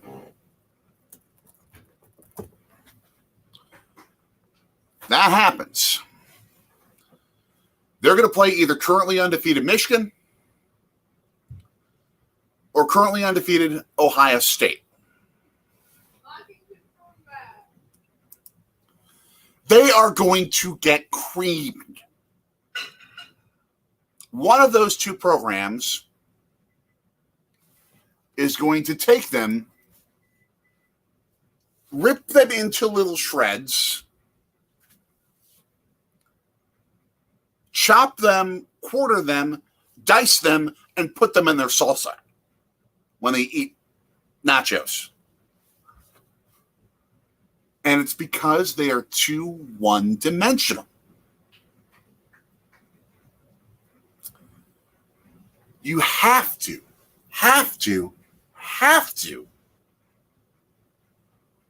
become a multi-dimensional team with your offense. You have to. I am beating a dead horse. I hope I don't have to talk about this for 3 hours. But the passing game has to become more of a critical element with the Wisconsin offense. It just does. Think about this. The two best years the Wisconsin Badgers have had since 1960, or really ever. Exactly. You nailed it, VicTube. That's what's going to happen. The two times the Badgers have been championship contenders. 1962, they had a guy named Ron Vanderkelm as the quarterback, guy from Green Bay, Wisconsin. They had an All-American tight end, Pat Richter, who became later on their athletic director and rebuilt the renaissance of Wisconsin athletics. That year, they opened up their passing game like crazy. They played for the national title. They went up against USC, undefeated, in the first ever 1-2 bowl game, and it decided a national title. Oh, they go in end zone? Oh, my gosh. Throwing into double coverage on 3rd and 10. That's what I'm talking about. Bad decision-making. Bad decision-making by a quarterback. You need to recruit better. You need to teach better. 19 seconds left. Wisconsin's going to have to kick a field goal here. I have pizza. Uh-oh. Ooh. Chicken pizza. Grilled chicken Alfredo pizza. Mm-hmm. Nice. All right. We'll get in 1962 at halftime. Okay, so Field goal attempt, 39 yards. He corkscrewed that thing. No, he missed it. Too short from 39. gotta make that. I think that might have been partially blocked. Yeah, I think it was. It looked like it off the kick. Van Zelst. I mean, look at this thing. It was just short. Oh, hit off the bar. That had to be partially blocked because no college football kicker. I've seen people miss it from 39 before. King Pookie Nation, a lot of things have happened to those Green Bay Packers. We've been documenting it all season long. It's not even just what's happened to them. It's what they don't have anymore. It's what they don't have anymore, which is a quarterback who sticks to the game plan and can throw accurately. A quarterback who listens to his coach. A quarterback listens to his coach. And they, outside of Christian Watson, and he's not even the top level quarterback all the time, they don't even have the receivers to throw to. They have a running game, and they have an average defense. They have an average defense. True. The wind blocked it. It's crazy wind. You still got to make that field goal from 39. Thank you, King Pookie Nation. Yeah. I took a Twitter poll today. It's love time. You can follow me on Twitter and on Mastodon now at the letter JSORGI.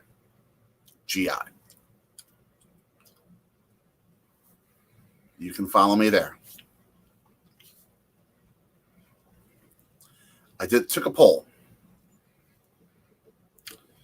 asking the question, should the Packers either continue to start Rodgers, play for the season, because still technically they are in the playoff chase, or should they start Jordan Love from now on and recognize this year ain't going to happen. We got to find out what we have for our future. 36 votes. Not bad on a non-football, non-NFL Saturday. 36 votes so far. 69% of the voters play Jordan Love. Mm-hmm. Right now? Play Jordan Love now. I agree.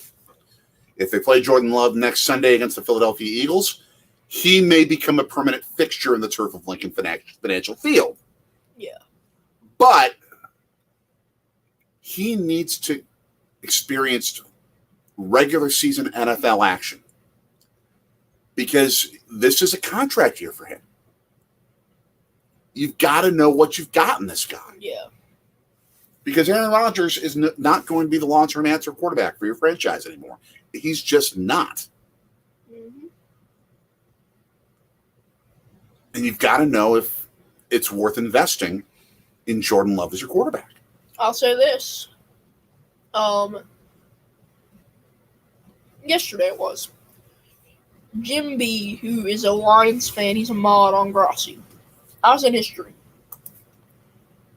Nice. And all of the and all the Packers fans were all discussing among ourselves. We're like, this is terrible. This is just terrible. We're like, start Love, and we're like, if anyone will take him, doesn't hurt to try. Mhm. Try to trade Rodgers, try to trade Bakhtiari. If they don't, cut him. And there you go. Just do it. Just get it over with. And there's one Packer fan, and he's like, there's still 8 games left, or not 8 games, 6 games left. He's like, there's a chance. I'm like, and then they were people were pointing to this season and that season. I'm like, in that season, I think it was 2016. We beat, in our final 6 games that we won, we beat 1 10+ win team in the Seahawks, who finished 10-5-1 that year. This year we're playing 3. The Vikings, the Eagles, the Dolphins. We're losing all 3. It's not even the competition that's the difference between these two situations. It's the talent. Mm-hmm. In 2016, they had Devontae Adams and Jordy Nelson. Mm-hmm. In 2022, they got Christian Watson, you and me. They have Christian Watson and Randall Cobb. Those are their 2 best receivers. And Randall Cobb is at best a number 4 receiver right now.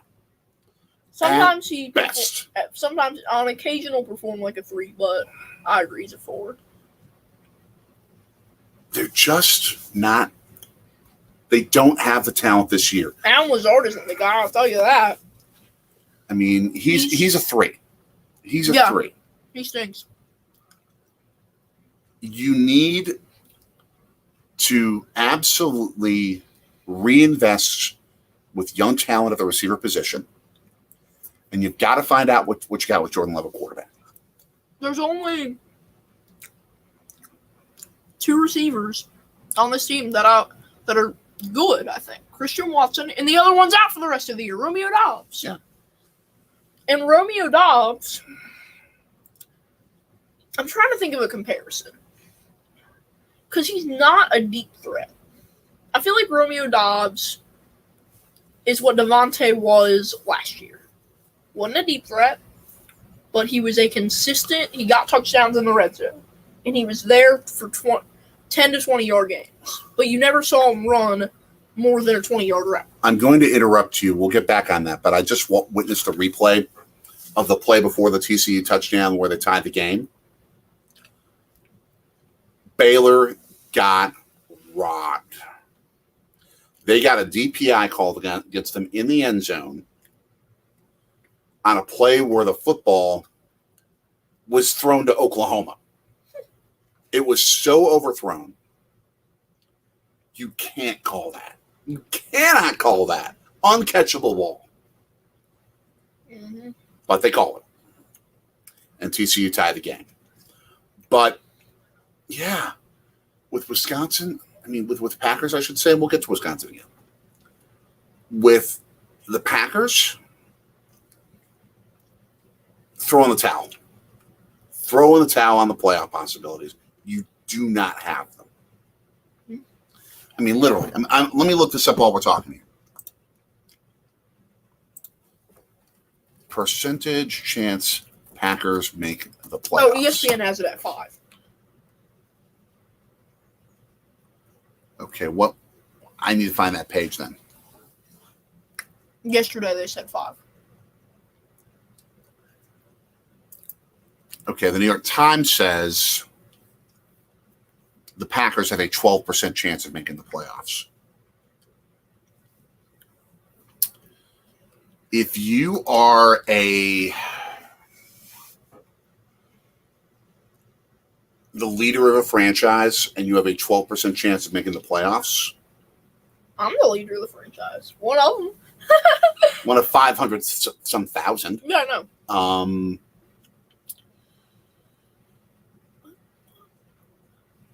You still have to try.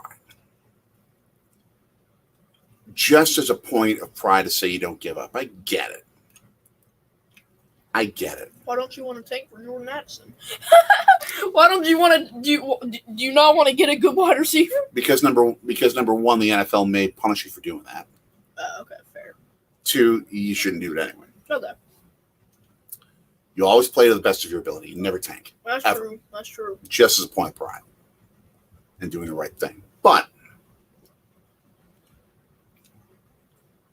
I think if what I think is going to happen happens, and the Packers absolutely get bombed by Philadelphia next Sunday, Mm-hmm. and they drop to 4-8, They have a 6% chance. no, it'll be worse. No, according to New York Times, it says 6% chance of making it after that if we lose. Right, but there are other games that factor in. True.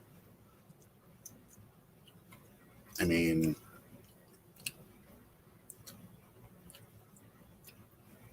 I think, okay, if they lose to the Eagles, Negative, like almost. they will have less They'll have than a 4. 1% chance. It says they're 3. Hold on. No. Oh. All right, so say they beat the Bears, Okay. which is there's a good decent chance of that. Then they'll probably beat the Rams because the Rams suck, I don't think they're. and it's at home. It's at home. I don't think they're going to beat the Rams. They're going to lose to the Dolphins. They're going to lose to the Vikings, Yeah, they're and they might be they. Frankly, I think if they lose to the Eagles, which they're going to do, they're done. yeah. They're done. I think you need to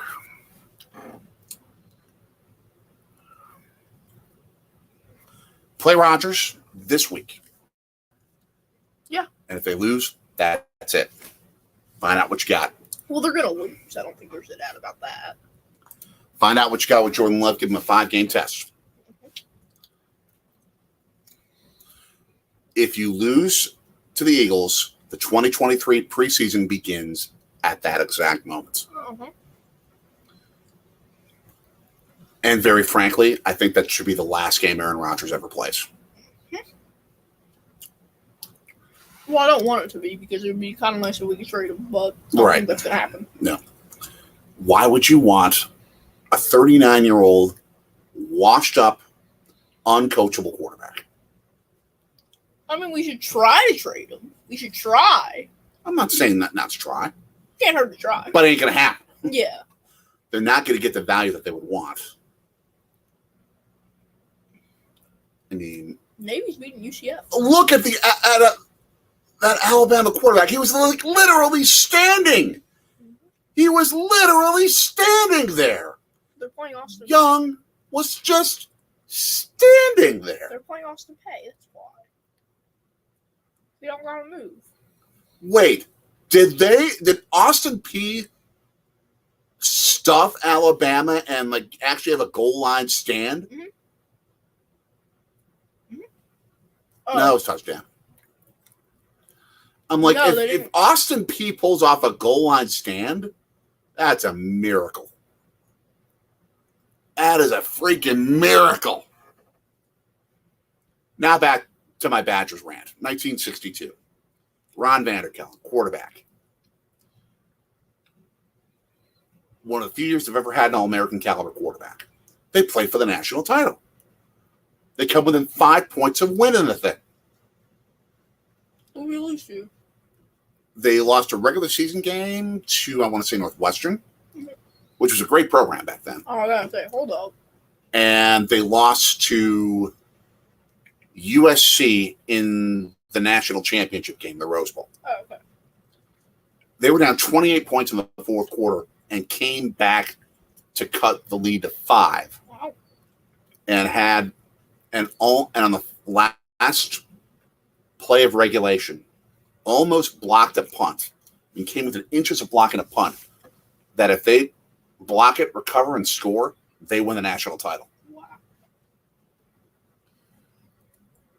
They didn't smell a championship game until 2011.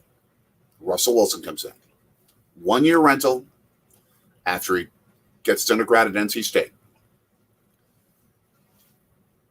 The guy got them within 2 Hail Mary plays of playing for a national championship when other teams completed Hail Marys against the Badgers.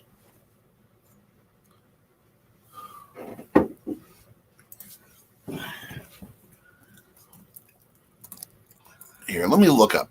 I think I may have misspoken with that championship game.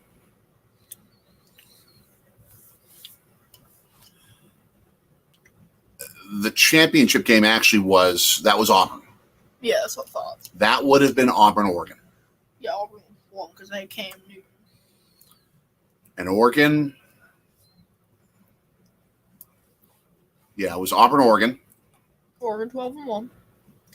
And their only loss, though, was to Auburn in the championship game. Oh, DC was in the Mountain West. Yep. Oh, I didn't know they were in the Mountain West. They had Russell in 2010. Had Wisconsin had Russell Wilson instead of Scott Tolzien. They go undefeated. I think they played for the national championship instead of Oregon. Mm-hmm. And they go up against Auburn and Cam Newton. Now, I think they get killed because that team was a juggernaut. They were crazy good. But I think they get there. And maybe with Russell Wilson, they got a shot. Because they had talent at every other position. That defense was loaded. Mm-hmm. J.J. Watt and a guy named O'Brien Schofield on the other side, who at the time was just as good. I mean, they were off the charts good. Mm-hmm. I think they leapfrog Oregon that year, and I think they play Auburn in the national championship game. Every other year, Wisconsin has not even been close. Well, I'd say that Oregon was number 3. Because they finished number 3 at the end of the final poll. Okay. Because TCU was the only other undefeated team. TCU So they gave TCU the number 2 slot. didn't make it. Oh, because Oregon was undefeated going into the game. Right. Oregon was undefeated going in the national Oh, title. that's fair. And they voted for Oregon ahead of TCU for that reason. So TCU's consolation prize was the Rose Bowl playing Wisconsin.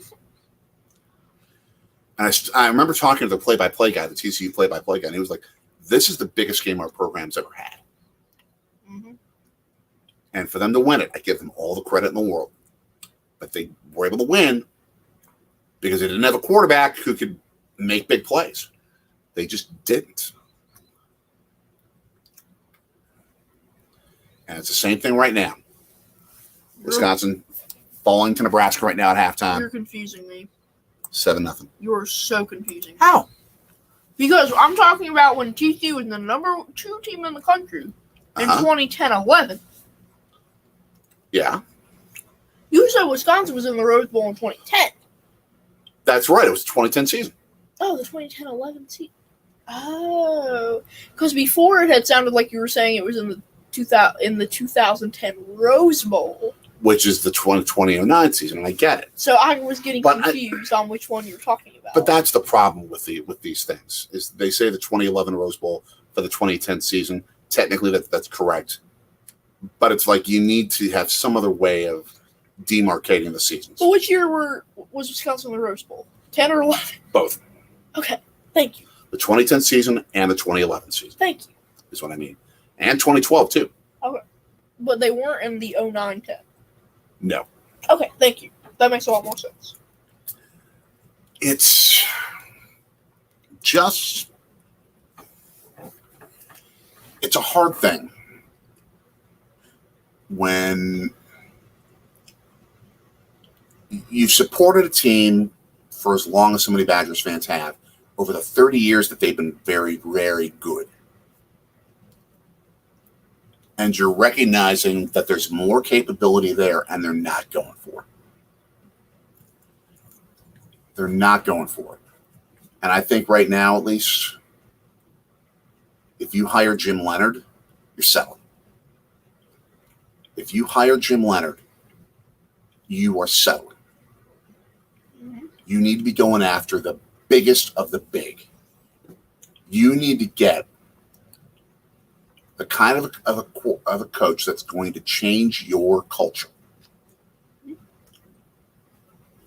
that is going to be willing to go after the big one. Yeah. That is going to actually recruit quarterbacks, have the capability to teach quarterbacks, and play for titles. To everyone watching on the replay, we are headed to the third quarter here in a minute.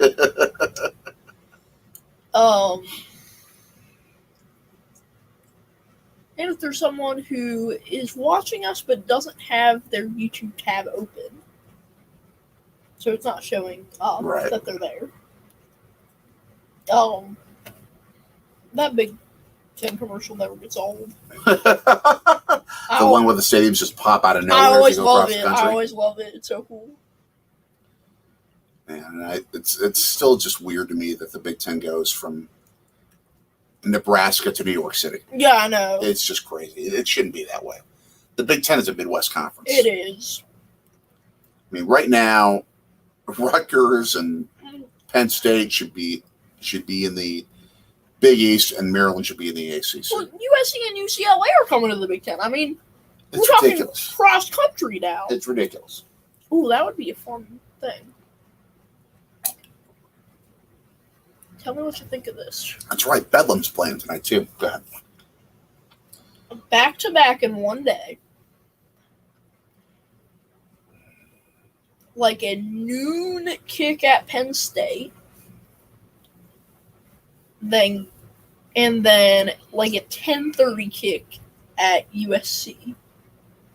Two Big Ten games on different coasts in one day. I would love it. That would be an amazing YouTube video for someone to do. We've seen MMG, 3 college football games in 24 hours. We've seen... Tall! Oh! Hey! Quiet Saturday afternoon here on the chat. Thanks for popping in. We are watching the Big Ten and the not best of the Big Ten, which you will be watching next Saturday when you have undefeated Ohio State and undefeated Michigan. Mm-hmm. Tell us, Toll, what are your traditions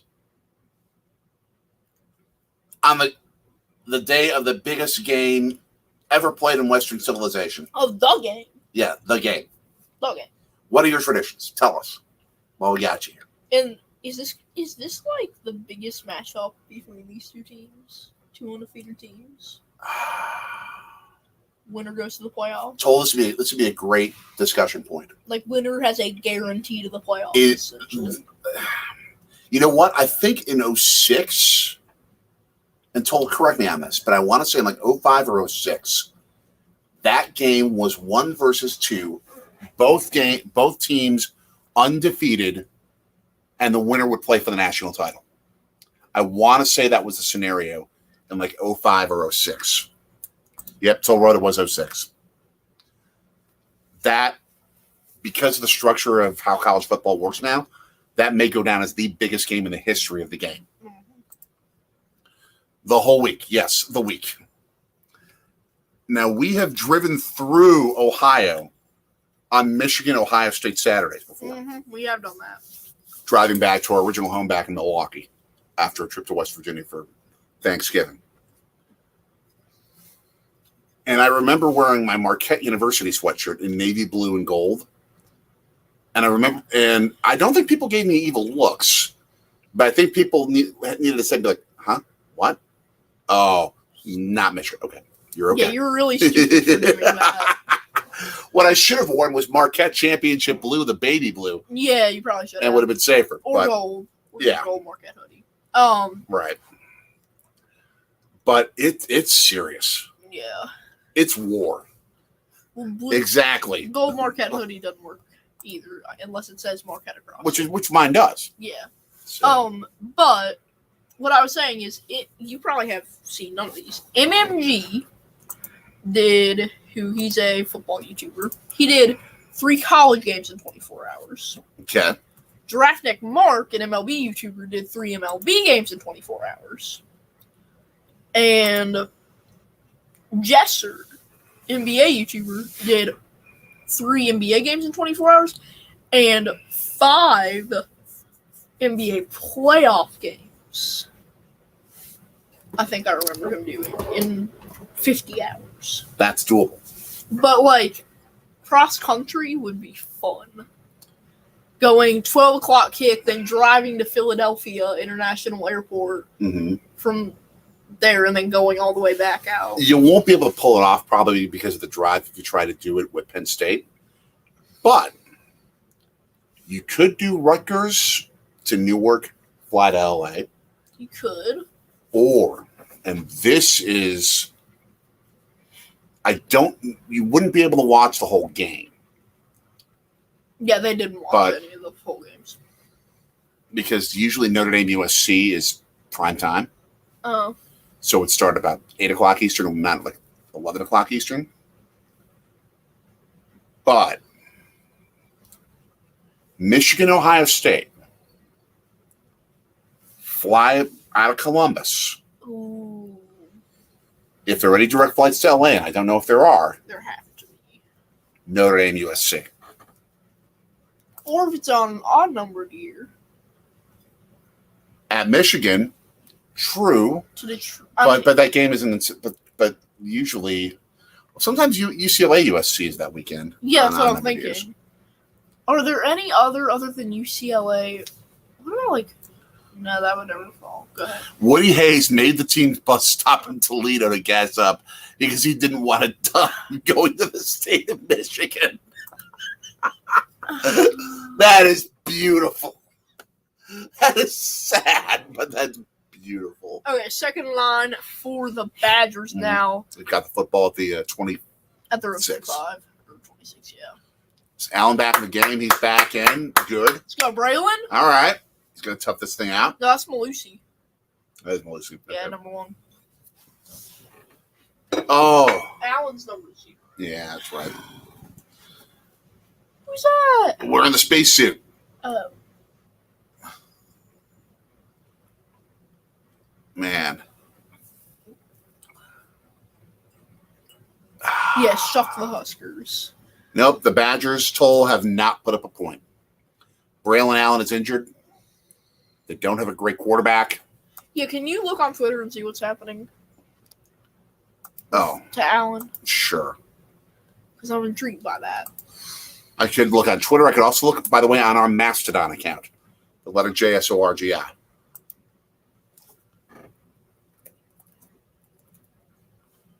Did I misspell it or did I get it right? Yeah, you spelled I it. spelled it right. As of the moment,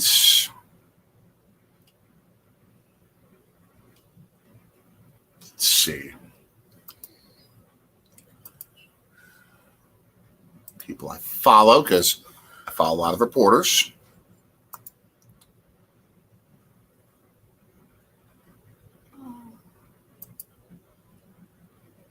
I don't know why I saved that search. And we had ourselves a punt in Nebraska football. Okay. Yeah, no updates yet. Okay. It may have been updated on the broadcast, but Yeah, who knows? Yeah, I know, Toll. Braylon Allen. What's the running back award? oh, Doak Walker, Yeah.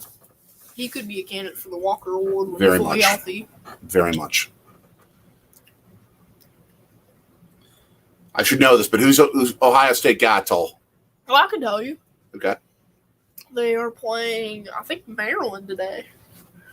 And a fumble and a throwaway pass on first down to 99% sure they're playing By Maryland. Thompson. I'll check. we could be at that game. You know that? Yeah, it could be at the OSU Maryland game. Probably a whole bunch of Ohio State fans. Yeah. Yeah, it is Maryland. Later, if my computer will work, I might, since they can still see us, even if we're on a different tab, I might put the West Virginia game on my computer. Oh. So we can see it. True. Madison's here. Go ahead. Well, it doesn't start until 2. Right. And I can't put it on until, because it's not on TV, it's on ESPN Plus. Ah. Yeah, so I'd have to go into ESPN. But ESPN's really slow. Benton absolutely demolishing a Nebraska running back, crushing Grant on What's second down. like, this is where we need the 4 TV setup. have a whole bunch of TVs. Even like a little monitor. You know what I'm talking This is about? where BW3, where Buffalo Wild Wings. Yes, Perfect. exactly. Even like just a tiny monitor right here. Like, that's all we need is just like a monitor to watch the game on. So we can have 2 playing at once. Oh. Which I do that when I'm on with Stat Sheet Sports sometimes. Nebraska's got a punt. Go ahead. And it's 2 games on TV. Mm-hmm. But like if I'm in my room, I'll have one on my TV and one on the tablet. But in this case, I couldn't put West Virginia on my tablet because my tablet's really old and it doesn't have the ESPN app because it's so Yeah, old. we got to work on that. Like literally, it's so old it's impossible to You can't pull the download. ESPN app. It's impossible to download it. Man. You can't download anything. Thank goodness I previously had YouTube downloaded on the iCloud. Yeah. Punt from Nebraska back to the Badgers. Takes a crazy win. Oh, my. What a bounce that thing took. That's going to be All the way into the end. end zone for a touchback. All right, Man. I'll take it. What's that dude going? He's like, he's doing the Ronaldo. So He does the Ronaldo for a 60-yard punt. Save it for touchdowns, people. Save it for touchdowns. There's apparently some sort of controversy that I have to find the details out to. And my own website, while I was off, did something on it. Let me find this out. It was after the game, so I don't know the deets on it. Are we talking about Giannis? Giannis, yes. Oh, you don't know about that? It was after it. I can tell you exactly what happened. I know all the Okay. details. Okay. Essentially, what happened is Giannis wanted to shoot free throws. Post game, Okay. he had a bad night free throw shooting. Mhm. Shot 26%. Mhm. So he's shooting free throws. Right. And in the middle of this, Mhm. while he's trying to shoot the free throws, the people at Wells Fargo are trying to get rid of the basketball court so they can get ready to put the ice there because the Flyers are playing right now. Right. So he just wants to shoot his free throws for a few minutes, Mhm. and the workers are taking down the hoop. Ah. And he's like, "What's this?" So he They're doing their job. grabbed the ladder, and apparently but before that, apparently Montrezl Harrell, Mm-hmm. because there were Sixers guys, like there was a Sixers coach it seemed like who also like it seemed like there was a Sixers player out there who was Yeah. also shooting, and Montrezl Harrell walks out and he does this. Giannis's ball, like goes off the backboard. Just grabs the ball and holds it, right? Grabs it and he's like, "Get out of here!" Yep. And Giannis is like, "What?" And then apparently Giannis did something to a ladder Yep. that a worker had, and That's just not good. it was a whole thing. But like, it's like it doesn't change that Giannis is a good guy. He's just He's human. He made a bad mistake. someone with that, but he's said if this is the worst thing that Giannis ever does in his career, human. it's not that big of a deal. I agree. He's human. He did something wrong. He had a bad night. And I said to someone, I said it to Nick the Legend earlier in a text message. I said, Giannis is a really nice guy off the court. but you don't want to mess with him on the court while he's doing his thing. You just don't. Right. On the court, like what I would say about Bart Starr back in the day. One of the finest human beings you'll ever want to meet, but on the field, he'll cut your heart out and show it to you. Exactly. That's how Giannis is on the basketball court. And he just wanted to practice. And I think what should have happened, I think that what should have happened is an employee, and I don't know if this happened, we don't obviously know everything that happened, but an employee should have nicely asked him, hey, we need to freeze this overnight. Like, explain nicely, hey, we have the hockey game tomorrow. We got to freeze the ice overnight. We need to get rid of the court. Would you mind, could you in the next few minutes just head out? My guess is Giannis would have complied. Like give him a 5-minute warning. Yeah, just say, hey, can you get out of here? Just ask him nicely, and my guess is he would have complied. Well, yeah, but the thing is, you don't even have to ask him then, because you can say, in about 5 minutes, we have to wrap this up. We just want to give you a 5-minute warning. We still want to give you time to do what you want to work out, but we have to wrap it up. Yeah, exactly. If you tell it to him nicely, he'll probably be like, okay, that's fine. Yeah. And that's done. It's done. They run an end around, and the Badgers get a first down. I don't know if I would use an end around on 2nd and 1. But got yards. Yeah. So Okay. big kind of stuff for the Mountaineers today. I just wanted to touch on it quick. JT Daniels benched. Former USC and Georgia quarterback now with the Mountaineers. He's benched for Garrett Green. West Virginia has 4 quarterbacks who could all play today. Which means they have none. The point is, they have 4 quarterbacks. Like, I'd like to see Will Crowder and... Another first down from Malusi. All right. Let me put it this way. If it doesn't go well, our stream's still going, by the way. Your computer's just being a little glitchy. Yeah. If...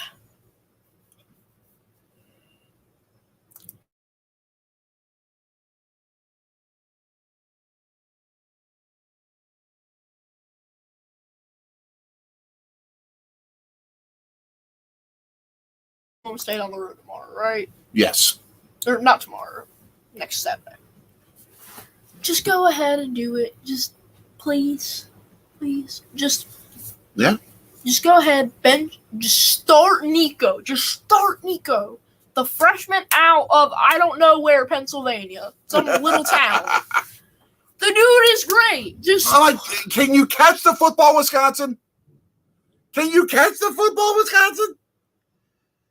Can you catch? It's 1st and 10. Nah, then I think that was from a flat because he dropped the thing and fell out of bounds. Yeah, but point is, if it doesn't go well with Garrett today, put in the freshman, get them started. Say it's the same idea of the past. Can you catch the football, Wisconsin? To be fair, that's a fullback. I don't care. You catch the football. Well, that is a fundamental thing. If the ball hits your hands, you catch it. Why is a fullback in the game? This is... That's not a rip on you. Is that right? Is that the right... Can you confirm that that's the right year? Can you confirm that it's 2022? Wisconsin still uses fullbacks. That's stupid! A fullback isn't needed! That's the stupidest thing I've ever heard! Oh my gosh! You're getting me fired up. I hate fullbacks. Crushing runs for another first down or right by the first down marker. All right, let's go, Brenda. Yeah, exactly. Run 2 running backs! Don't run a fullback! 2 running backs! But you need a guy that can block. You have 5 great linemen! Yeah, you still need a guy who can block. And a tight end! You still need a guy who can block. That's 6! And wide receivers should be able to block since we're talking about the University of Wisconsin. Oh, and...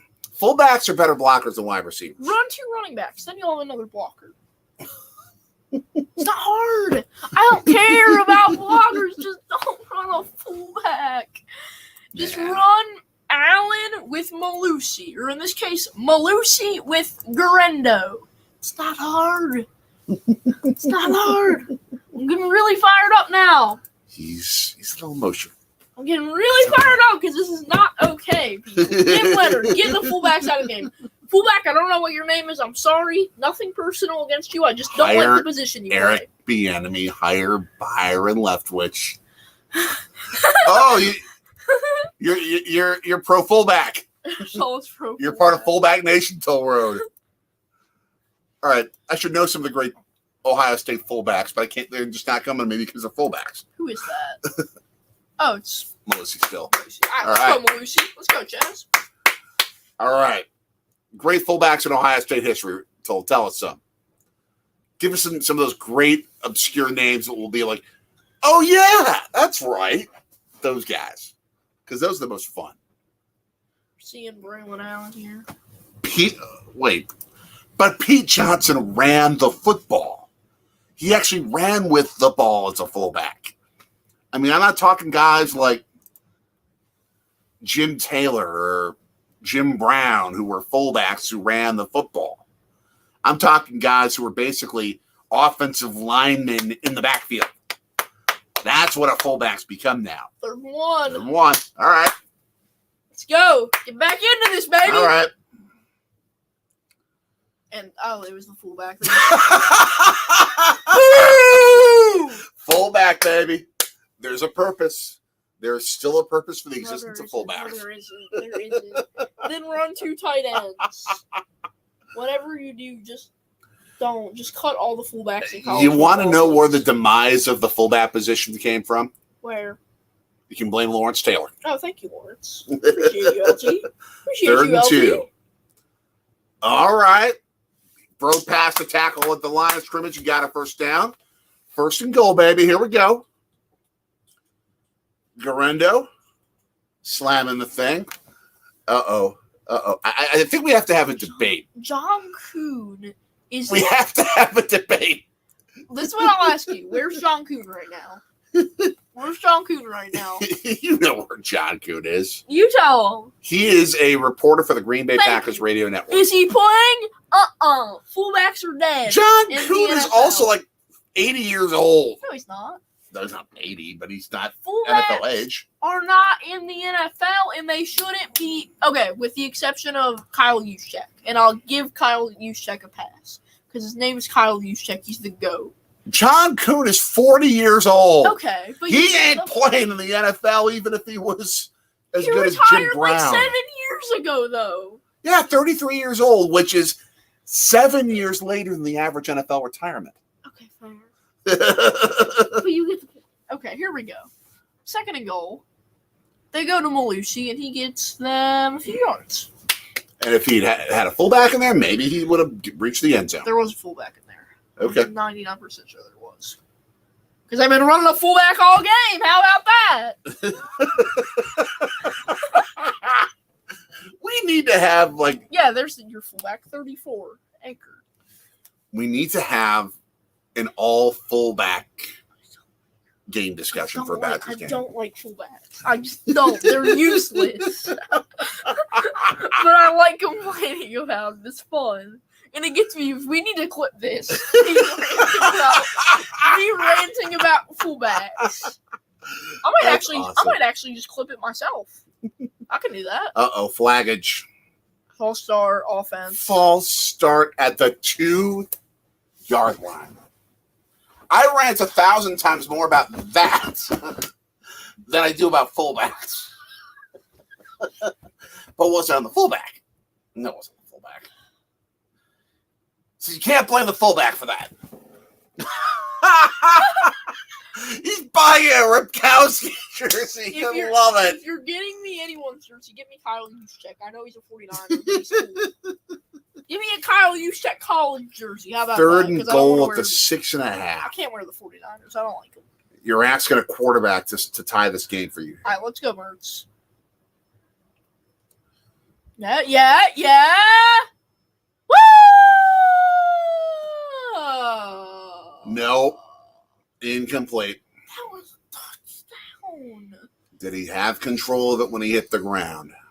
I don't know. Did he? I think the question is, did he have a footing? I think that's a question. Looked like he did initially, but we'll see. Oh, he easily would have had a footing. Yeah, he didn't. It He came out. did not keep It control. came out after he was out of bounds. Let's see. He only.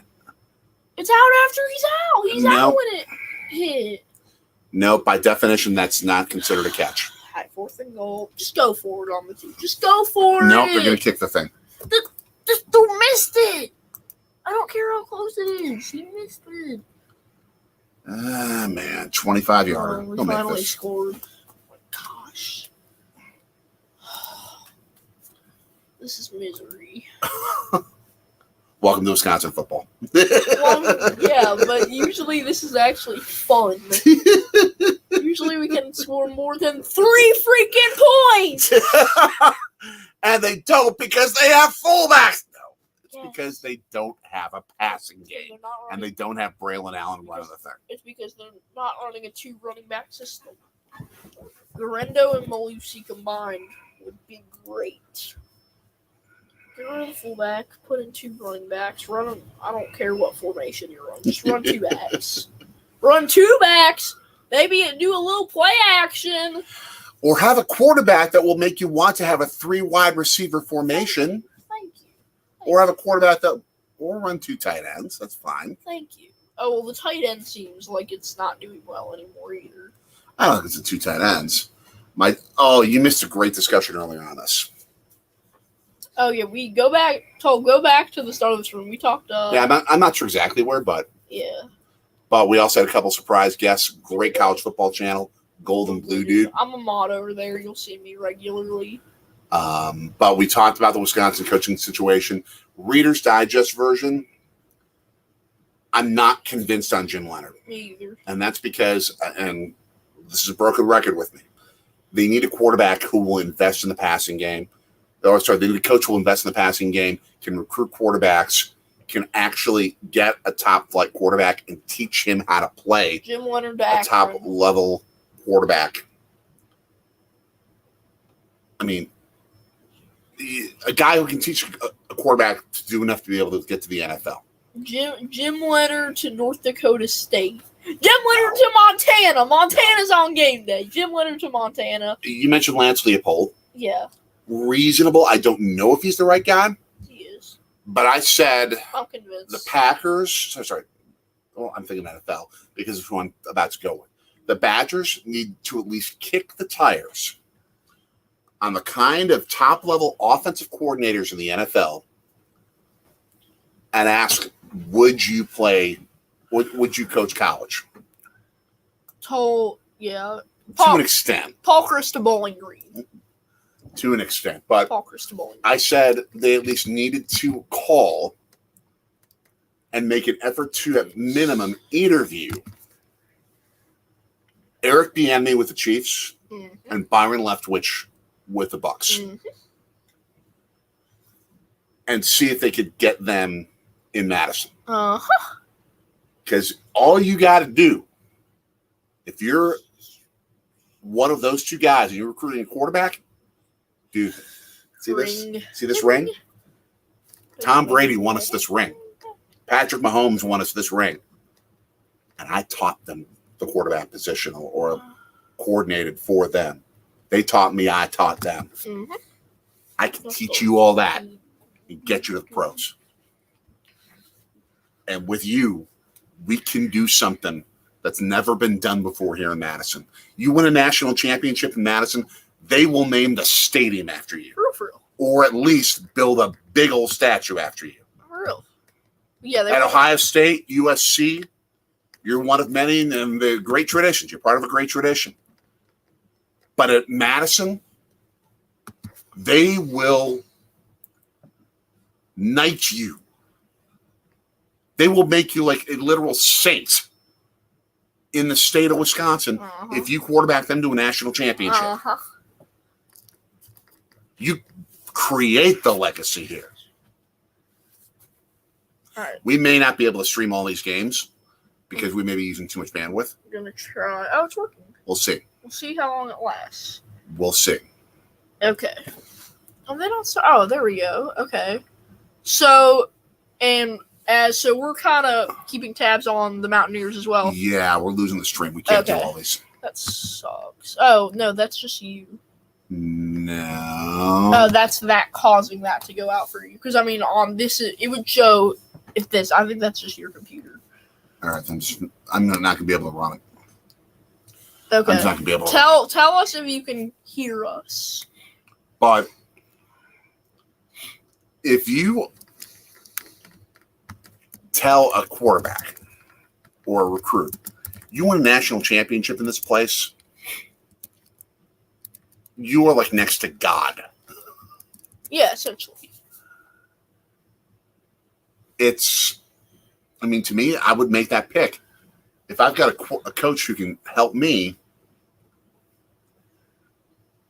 become a top flight NFL quarterback, and I can lead this team to the promised land, and I never have to buy a drink again in my life or a meal again in my life in this town. It's like Bryce Harper in Philly. Yeah. Exactly. I mean, sorry. But that's like, I'll see you there. That's the kind of coach you need at Wisconsin. And they have the financial and overall program capability to get him. Don't settle for the Paul Chris and the Jim Leonards. Go big. Go big. And Jim Leonard is not going big. Go big. Jim Leonard's going to be a good head coach at a FCS or Group of 5 school. Paul Chryst will be a great head coach at a Group of 5 school. That team will win 10-plus games every year. Unless, actually, I wouldn't be surprised if Paul Chryst went through the Nick Saban rehabilitation camp. That wouldn't shock me. I don't expect it. They don't have as much of a connection to each other. Sure. But I'm not going to rule it out. I mean, O'Brien, if O'Brien gets a coaching job, we might see Chris in as OC. At the same time, I don't know. So, but I think you get what I'm saying. Yeah. Like, he could be. Actually, I think that would probably be the best thing. think about this. Oh, yeah, Wisconsin's been better than Nebraska in recent years. By I don't far. think there's a doubt about that. Paul Chryst is better than Scott Frost. I think it is better than Nebraska. Scott Frost. Oh, my gosh. He can go. How about Scott Frost to... I'm trying to think of other MAC teams. Who's another MAC team in Ohio? Okay. I said Akron. I said Bowling Green. Who else could I mention? MAC teams from Ohio. Richest Power 5 football programs. This is according to Penn Live.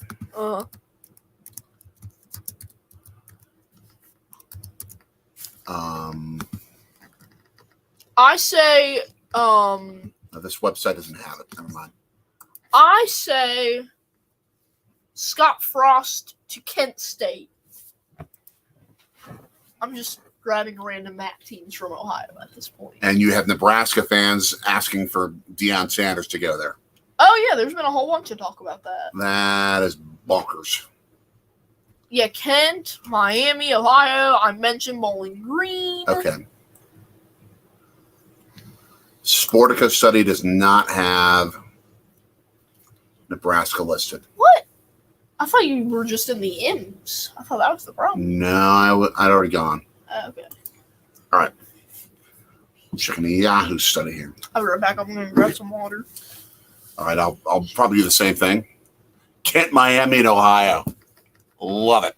Bowling Green. I'm just trying to name fired head coaches that are going to go to the Okay. 5, but I'm naming MAC teams from Ohio. Because who doesn't All right. love MAC teams from Ohio? They're so likable. I'm still looking as we discuss this here. Okay.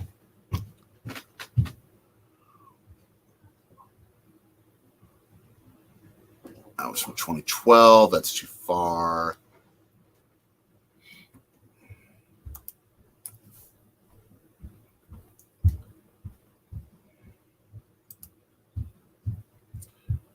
Sports Illustrated. Hopefully, we've got the numbers here to see where they rank for top revenue programs. Let's see.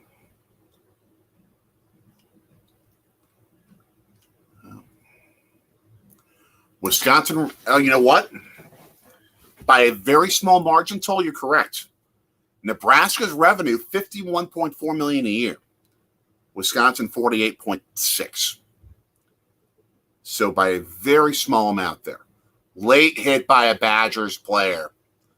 Though it looked like he was trying to spin off. Oh, ooh. That's a 15-yard penalty. That's targeting. Take a hike.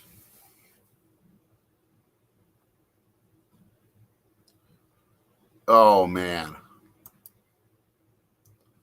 Oh, does that hurt Wisconsin? Does that hurt Wisconsin? If you just view it, it does not look to me as if it's purposeful. But they got to call it. They've got to call it. Herbig's going to go bye-bye.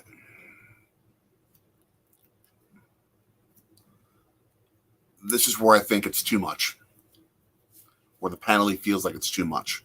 Because it seemed as if he wasn't making the effort to hurt or to commit a personal foul like this.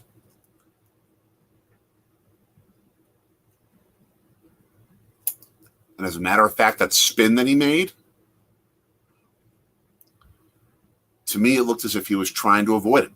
And you can't avoid a quarterback in a situation like that when you're moving so fast with such big body mass as a football player does.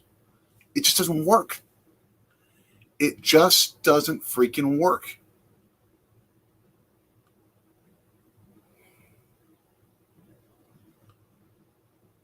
It doesn't work. No. Yeah, college football's got to change that. They got to figure out a better way to do it. Their intent is good to protect athletes when human missiles are coming at them. I get it. But that's not the right way to do it. There's a better way. Much better way.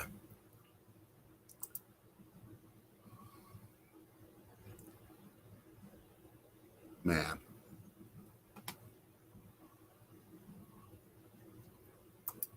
I don't know. That's one of the top defensive players in the country, too. Second in college football sacks, fifth in TFLs. Just bad. Just bad. Nebraska 3rd and 3. Oh, easy first down toss. Easy first down toss. Just bad. Just bad.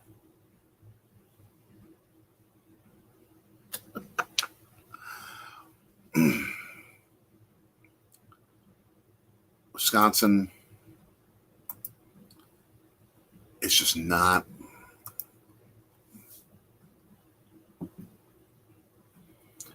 Yeah, this is not the kind of performance that's going to keep a job for Jim Leonhard. It's just not. I feel bad. I feel bad for him. You nail it, VicTube. You nail it.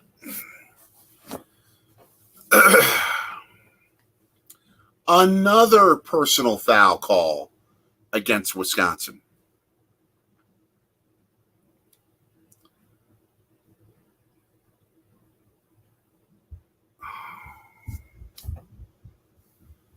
Jeez. Okay, now that one's legit. That one's legit. He leaps up,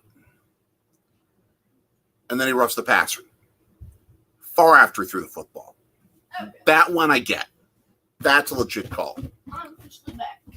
I went ahead and checked up Anonymous. We did everything we could do today, and it looks awesome. You'll have to see you later. 2 personal foul calls in the Badgers on this drive. Oh, that's great. One with Nick Herbig, the best defensive player out of the game for targeting, and then a roughing the passer, Nick Herbig.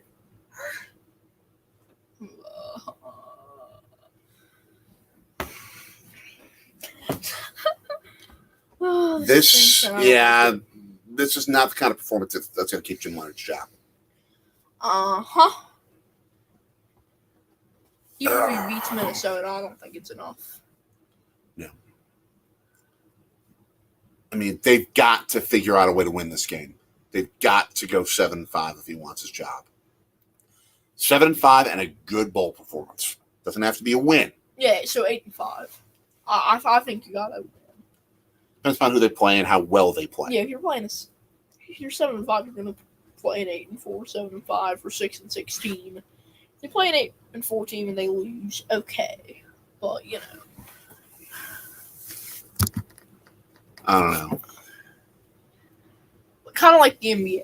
I think they say. I see that. I can see that. That makes sense. I like NBA personal foul rules. Yeah. Technical foul. Wide open touchdown for Nebraska. Not a player within 10 yards of him. Not a player within 10 yards. Trey Palmer, second tutty of the game. That's just ridiculous. It's embarrassing. It's Wisconsin. Just ridiculous. This is embarrassing.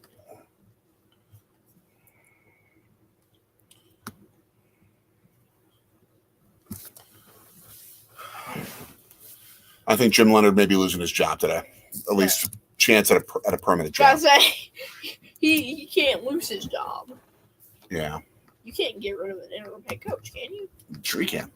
True, but I don't think they should, but Yeah, but they're not going to hire him permanently, I think, after this. TCU, and they're going to take the lead 21-14 over, or 20-14 over Baylor. All right, I'm going to go refill my drinks. Be right back. Also, Blake Corum back for Michigan. And Bills Mafia, I saw earlier, they came out huge, digging, like, they brought their shovels out, like, essentially, I think, paving the way for the bus to Detroit. Like, shoveling for the team bus. Nice. So, respect to Bills Mafia. I'm going to check this West Virginia score. West Virginia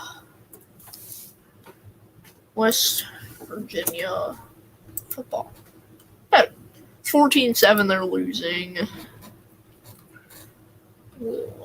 Deuce Vaughn, who's the other? How do they score again?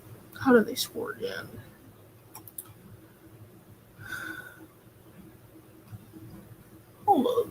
Deuce Vaughn has 1 touchdown. I'm so confused, but okay.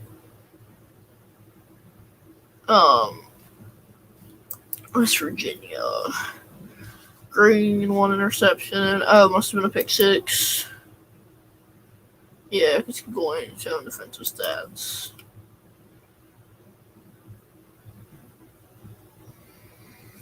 That sucks. What's trending about this game?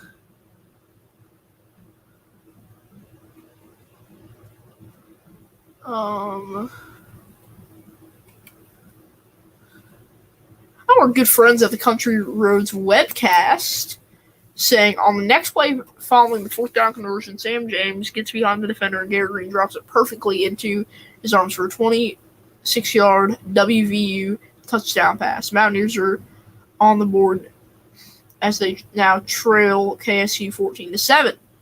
Go follow Country Roads webcast on all socials. They've got a great YouTube channel. I'm in their chats a lot. West Virginia has a good YouTube community now.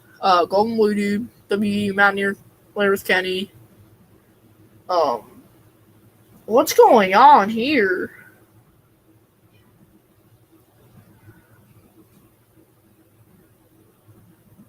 As I'm seeing the Nebraska coach go on the field.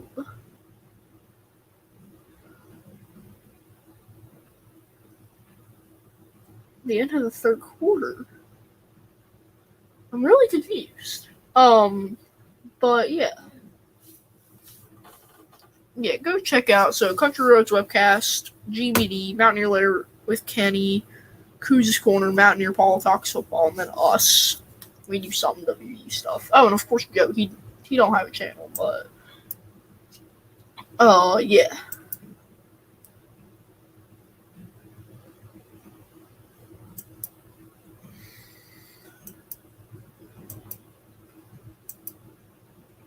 How's the poll going?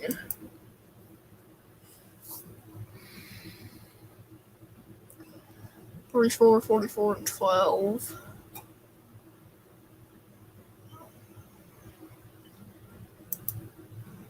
Let's start the Q&A here. Gonna close the poll.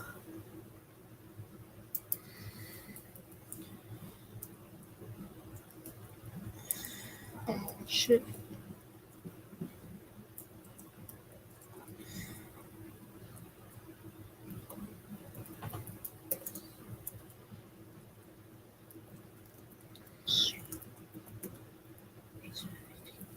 Okay.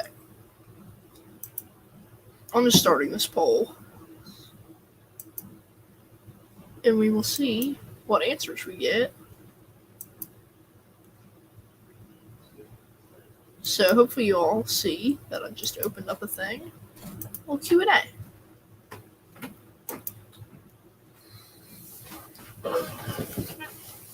But yes, so 217 or 226 actually at Sorgy Sports Studios.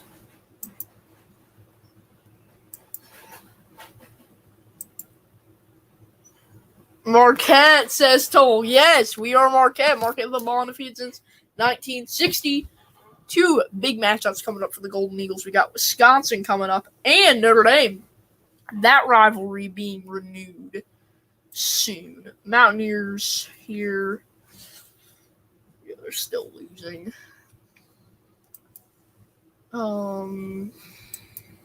What's happening right now? Top 25. Anyone on upset alert? Oh, third quarter, 49-3. Big lead there. Michigan on upset alert. Navy beats UCF. How about the midshipmen? So, yeah. Yeah, if tickets weren't $200, I'd say let's go to the Army-Navy game. Yeah. Navy just beat UCF. Yeah, heard you. So, congrats to them on the win. I'm just looking at the West Virginia score. They're down 14-7 right now. Okay. I asked people, I put a Q&A thing in, and it was favorite CFB team, and Tulsa Marquette. Bring out a within you. Now, this is why this speaks exactly what I'm talking about all game. Graham Mertz is 5 of 14 for 39 yards and a pick. That's unconscionable. I'm not going to knock the student athletes. They're kids. They're still kids. Yes, they're 18 years old or older, but they are not true, mature adults who deserve to have this blame all thrown all over them. Yeah, they've made the mistakes, but the issue's more the adults in the room when it comes to college football. Mm-hmm. And the adults in the room at Wisconsin, they can get to higher levels. Because they're the ones who get these players. Yep. Not like the NFL where you got a GM and you got a coach and you got the players. Yeah. It's you got a coach who gets players. They tried Allen. What? They put in Allen for a play. Okay. I don't think it worked. He had one good game total. That's it. He had one good game against someone, and that's it. He's been promising. He had a couple of good games. Why is Robert Griffin III? Oh, it's holding a big burrito. Yeah, he's just eating a burrito. He's hungry. It's such a bad game that they have to have color commentators eating burritos. What? He's hungry. I can't blame him. Analysts eating burritos. RG3. This has to be sponsored. Yeah, It's probably. gotta be sponsored. I love RG3. He's cool. Yeah, he is cool. Great analyst. Him and Mark Jones make a great team. They're good. have I told you about Kirk Herbstreit's YouTube channel? He just started. He's doing game day vlogs. He has like 2,000 subscribers. He started it like 4 weeks ago. Jeez. Yeah, I just binged that all, like his first 4 last week. He essentially does Oh, I love this. You go and play action on 2nd and 1. run. Yeah. I got the first down. Okay. But I love that they're trying at least to throw the football. They're trying to throw the football. Yeah, they are keeping it close. You see, my first thought when I thought that was the Commanders. RG3, Because I think NFL. RG3 went to Baylor, right? Right. That's what I thought. Also, Illinois tied with Michigan 10-10. Wow. Watch Wow. Ohio State fans watching. TJ Watt. They're literally your alma mater. They're literally your alma mater. If you're going to try to impersonate TJ Watt, at least be smart. At least be smart when you're trying to do it. Like, just don't. Just. Oh, and Baylor takes the lead over TCU, 21-20. 2 undefeated teams on upset alert right now. I love it. I love it. Do you not know what bozo means? Bozo just means if you're a bozo, it means you suck. I know. I was trying to see if it said Bezos. I'm like, No. what does this have to do with the owner of Amazon? Yeah, but the point is that if you're going to try and impersonate someone, at least think when you're doing it, because you're not thinking. Obviously, if you want to troll Wisconsin, then be like, then your name should probably be Minnesota playing jump around or something like that. Oh, West Virginia's tied it up. Well, not yet. When- Okay, so that Jeff Bezos went to Princeton. So that's why they are not, his alma mater is not the greatest team in the history of college football ever. Because you can't at Princeton. You can't get the great athletes at Princeton. I'm like, if he'd gone to like Cal, and he's got his fortune, and he's not making Cal the best team in college football, something's wrong with him. Hold on. How many teams how many natties has Princeton won? They won a few like in the early years of college football. I mean, Pitt. Princeton has more natties than you. How about that? Hold on. I'm like 99% sure that's true. Fact check me. All right. We'll do it this way. Yeah, just Princeton has one. Well, let's look at undisputed because 1, 2, 3, 4, 5, 6, 7, 8, 9, 10, 11. That's Or 10. No, 10. 10. Actually, 9. They have 9 undisputed national titles. Pitt has 3. How about that?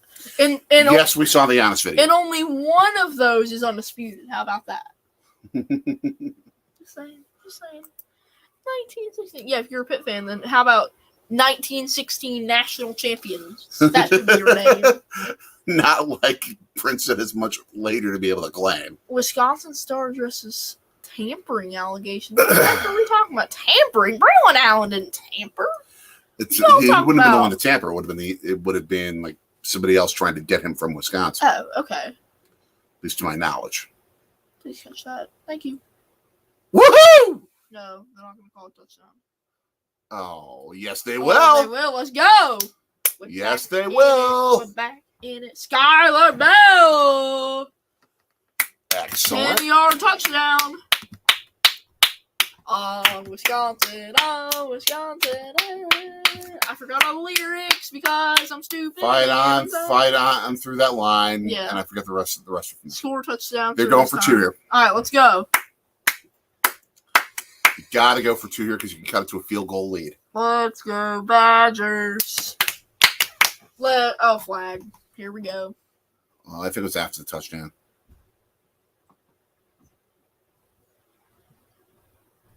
After the play. After the play, unsportsmanlike. Yep.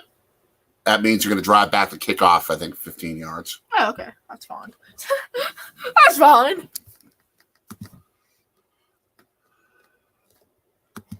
All right. Now the extra point time. Do you smell that?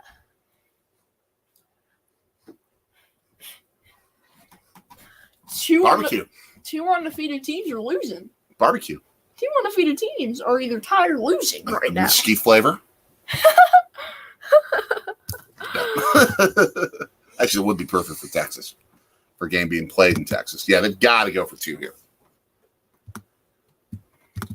All right, well. What's the call? Oh, it's because the guy celebrating with him had his helmet off. Oh, that's stupid. He wasn't in the play. I know. Stupid. That's ridiculous. College rules suck sometimes. But sometimes I love them, like overtime. It's the no fun league. That's the NFL. Yeah, I know. Okay. So here we go. 2-point attempt. Trying to make it a field goal game with 10:07 left in the fourth. One back. All right, come on, Graham. Oh, nope. This is when you need to run the ball. I hate saying it, but in that circumstance, Not 99-14. right. Wait a minute. Give me a minute. You don't have to show the world that. I didn't. I was just kidding. You don't have to say anything. You Okay, don't have to I'm say it. sorry. They don't even need to know that. I'm sorry. It's just a joke. They don't need to know that. Okay. If it's barbecue, we better send a plane to get us there. That's lovely. And Florida's getting their bottoms spanked by Vanderbilt. Love it. Yeah, Vandy won their first SEC game last week. And yes, TJ, he was ejected for targeting. Yes, that's true. Which means, technically, I'm not sure he's even allowed on the sidelines, technically. Yeah, I think he has to go back to the dressing room. you gotta be in the locker. I don't know that for sure, but I think he has to be in the locker room. But now it means that for a game-winning drive, he's got to go the length of the field. And they got to get a touchdown to win it. And that's Illinois beating Michigan. How about that? Man. Be right back. So, upsets are brewing. Yes, you heard it right. Check the Q&A quick. Do you need me to start laundry? Do you want me to start that laundry? You can answer the Q&A, people, if you want to. Yeah, the next load that you had in. Oh, they changed the rule. We can stay on the sidelines. Okay, cool. Yeah, so just his gray pants. All right, let me...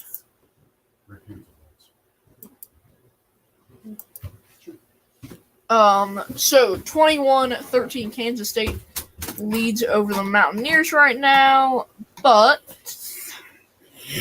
Daddy is temporarily on laundry duty. okay. I need to get out of. I don't want to look at West Virginia. I just want to look at college football. Actually, I'll keep one tab on West Virginia, and I'll keep one tab on. What's this? Yeah, we can get rid of this. I'm just gonna put in CFB scores. Okay, college football. 21-20. Baylor leads over TCU, and they have the ball. 17-10. Illinois leads over Michigan. And then, yeah. One of the games was canceled. The Virginia Coastal game was canceled after the shooting at UVA. Florida State, Louisiana, 49-3 at the end of the third.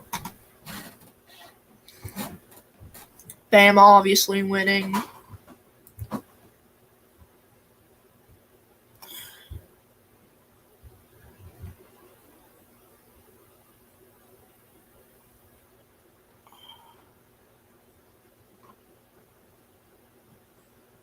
And Baylor scores.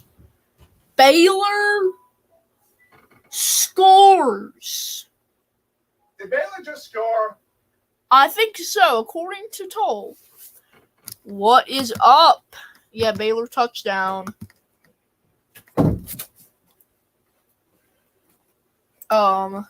We've got a Badger fan in here on Wisconsin. Oh, nice. He plays 1-1-2. Awesome. Thank you for popping in. There's going to be a flag here. All right. Holding on the Cornhuskers.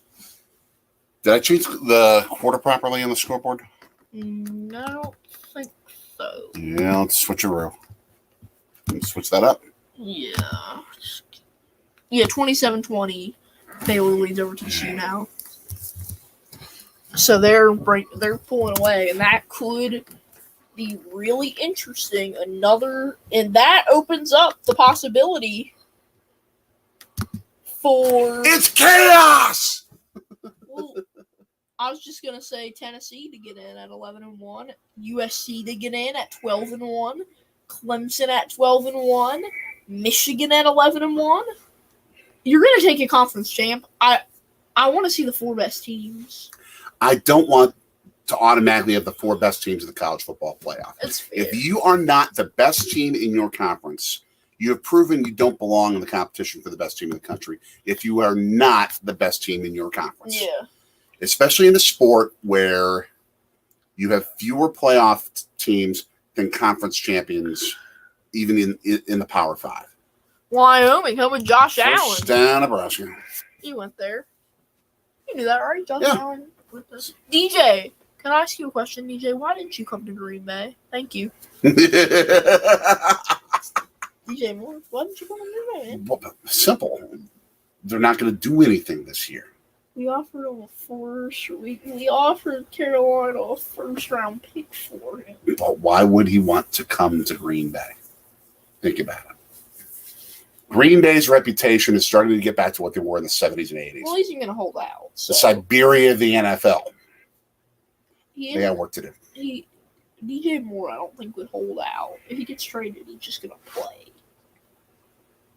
I understand that, but he also probably has a no trade clause. He does? Most athletes do. True. I don't know. They were showing Nate Herbig going back to Just the locker room. go to the locker room. He was back there, and then I guess he came back out. You can't do that. Well, Tull says differently.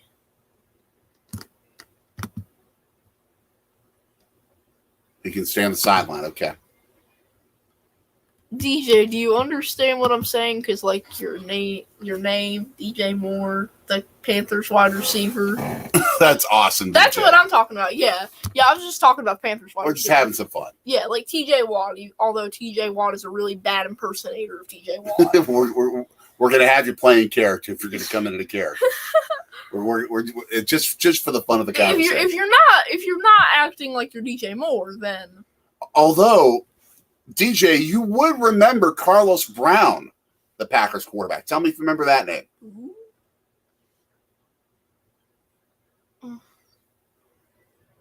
Third 19, 4th down. Who was a better quarterback for that team, by the way, than John Hadel was. I wasn't alive back then, but End of the third, Illinois All right. leads. Nebraska coming off the field. Wisconsin getting the ball back.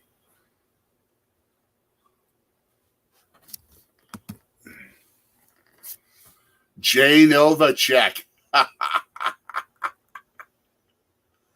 Oh, man. That guy killed the Packers for a decade. Punt's going to go all the way back to the 30, All right. Got something out of the return. all the way Got to the 10 40. yards out of the return. All right. 60-yard drive needed for the Badgers to take the Could lead be here. worse. I'll take that. If you haven't heard, if you're just joining us, DJ Purple A's, we're scoreboard watching. Here we're seeing this TCU Baylor game and this Illinois Michigan game. TCU and Michigan both undefeated. They're losing by 7, the other by 8. Well, they're showcasing like some sort of chopped corned beef and sauerkraut, looks good.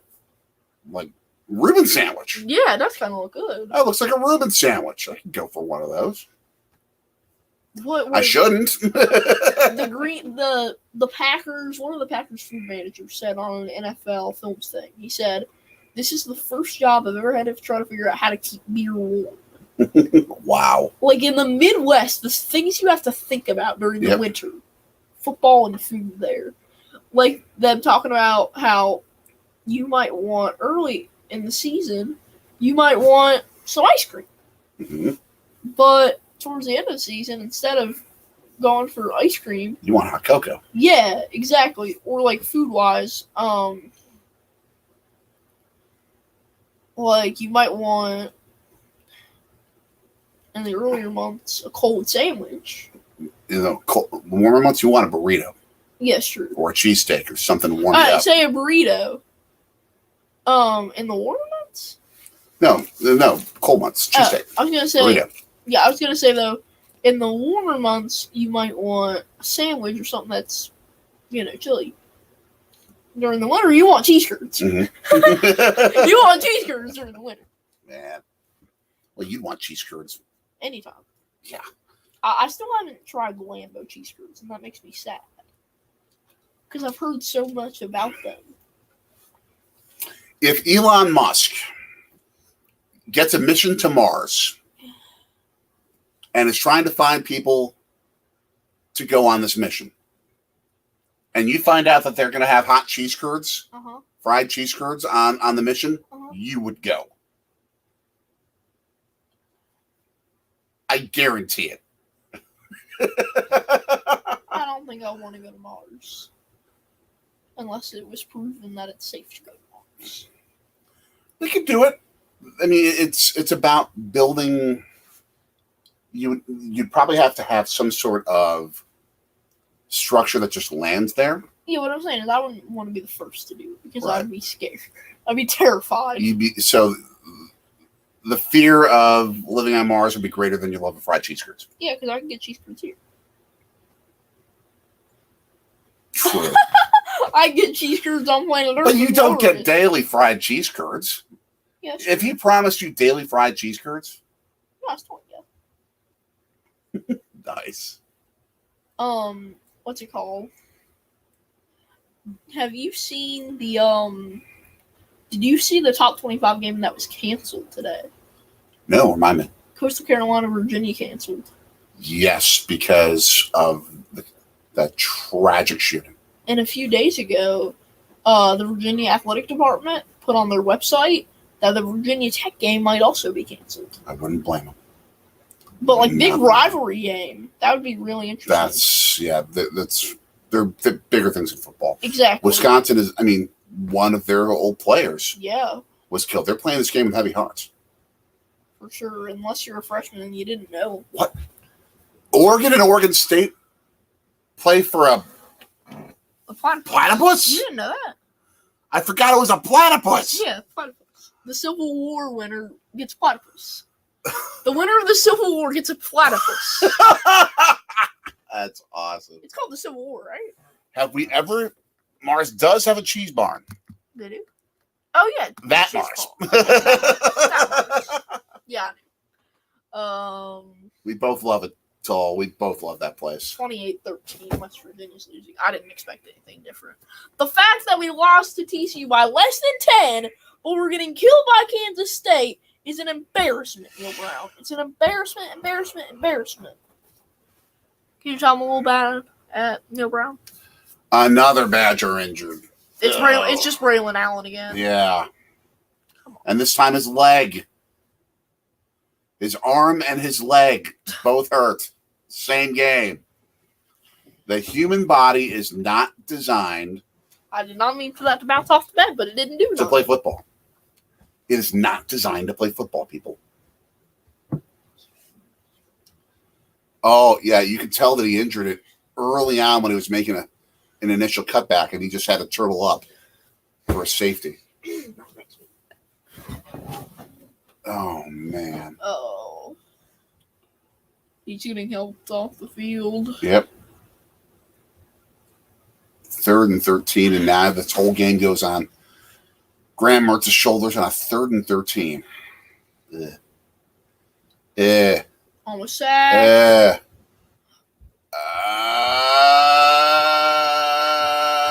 He caught it. Let's go! Down. Woo! It's gonna be reviewed though. I guarantee you, it's got to be reviewed. Oh Look at the man! Nebraska fans. I'm like, They're like, what just happened? One dude. See this replay. Yeah, That's foot. That's foot. That's foot. You That's can't foot. tell. That's foot. No, you can't tell. Because from the view we're looking at right now, the side judge, the view was blocked. They're gonna replay this. I think it's gonna be inconclusive because you're not gonna be able to get a good enough view. Oh, West Virginia got a touchdown. Okay. Oh, Michigan scores a field goal. 28-19 in the first quarter, Kansas State, West Virginia. Yeah, I know. It's like defense went to go on vacation. Defense has never existed in the Big 12. But this, I mean, Okay, they true. average 48 points in a quarter. Man. Alabama has 6 more points in 4 quarters than Kansas State does in 1. How about that? Oh, sorry, West Virginia. The fact that Austin P has held them to 34 is incredible. Yeah, I know. Still 6:51 to go, and Alabama's running, but Michigan has 4th and 7 at the Illinois 23. Oh, I think they're already showing the field goal. ESPN is just glitchy. Or not ESPN, Google. Just ridiculous. Just ridiculous. And we're watching K Jeweler ads For Christmas. and for proposals And for you're- wedding. You're in New York, and you get a You pull out the proposal. ring. And the Right there was with your mom. It was just as romantic and even more so probably. Yeah, a lot more than a commercial. But he didn't go to Jared. He didn't go to Jared. Huh? You've never seen the Jared commercials? No, I don't know. He went to Jared. I don't know what Jared is. Another like jewelry I've heard of place. Jared. I don't remember what it was. Okay. Kings Kraken in the late NHL. Ooh. Go Kraken. I just like their colors. The baby blue with the navy. That's true. That they do have a cool color scheme. And Seattle's just like cool in general, I feel like. We got to get out there for. They're playing in April next year, so we wouldn't be able to I go. know, it sucks. On our Brewers trip. They're doing a San Diego Seattle back to back. Perfect. Why can't that be in July? For real. My goodness. I love all we're seeing for these celebrations are just gritty, gritty, gritty, gritty, gritty, gritty, gritty, gritty. That's my bad impression of the gritty. Oh, that's right. Tomorrow night, Kentucky Gonzaga. Gonzaga just lost to Texas. Gonzaga lost to Texas. Texas is not a slouch program. Yeah, I mean, they got Chris Beard as their coach. He's good. Okay. ESPN with a lack of camera. Ball in his hands. That's foot. Yeah, he That's foot. tippy toe is it's in his hand. That's foot. That's foot. That's foot. That's foot. But did he have control of it at that point? It's the point at which you have control of the ball, not just the tip. They have really bad angles. On this, they had show two, and they're both terrible. They didn't have much of an option. Yeah. Ruling.